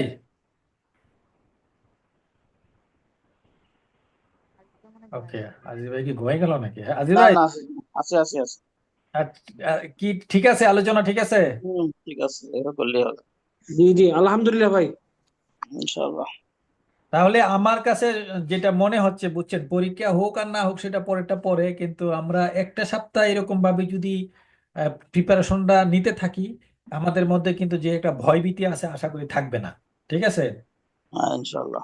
আর সবার কাছে আমার অনুরোধ, কালকে যে শীটটা আলোচনা হয়েছে এটা একটু নিজেরা দেখবেন, আজকের যে শীটটা আলোচনা হয়েছে একটু নিজেরা দেখবেন। এই যে আলোচনা হতে জিনিসটা একটু ব্রেনের ভিতরে একটু ঢুকছে, তো এখন আপনারা নিজে নিজে 2-3 বার পড়লে দেখবেন অনেকটা ইজি হয়ে যাবে। আর একটা ইস্যু বলতেই হয়, সেটা হচ্ছে যেহেতু সারাদিন আমরা কম্পিউটারে কাজ করি, অনেক লেখালেখি কম্পিউটারে, কিন্তু হাতে কিন্তু কিছু লিখি না। আর পরীক্ষায় যেহেতু আমাদের কাছে যেহেতু দিবে না, কম্পিউটার দিবে না, ল্যাপটপ দিবে না, কিংবা মানে মোবাইল দিবে না, মানে হাতেই লিখতে হবে, কলম দিয়ে লিখতে হবে। তো এই জন্য সবাই আমরা 10 মিনিট করে যদি বাসায় লেখার অভ্যাস করি, আমাদের জন্য এটা অনেক ভালো হবে। বাসায় হোক, অফিসে বসে হোক, বুঝছেন? এবং লেখার ক্ষেত্রে একটা একটা সাজেশন আমি দিতে পারি বা একটা অনুরোধ করতে পারি, সেটা হচ্ছে কি লিখবেন ঘরে বসে। এই যে আমি আলোচনার সময় যে পয়েন্টগুলোর কথা বলছি না, এই শুধু পয়েন্টগুলো লিখবেন ঘরে বসে, আর কিচ্ছু লিখতে হবে না।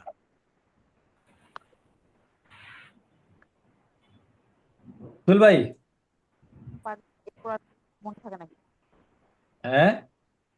আপনি যখন বুঝান তখন মনে হয় সবই পারি, সবই বুঝি। এরপর আর থাকে না। না না, মনে থাকবে, মনে থাকবে। আরে এতদিন তো আমরা এই পরীক্ষা দেই নাই কোনোদিন, বুঝছেন? এই জন্য আমাদের মনে থাকে না। কই, সুহেল ভাই কই?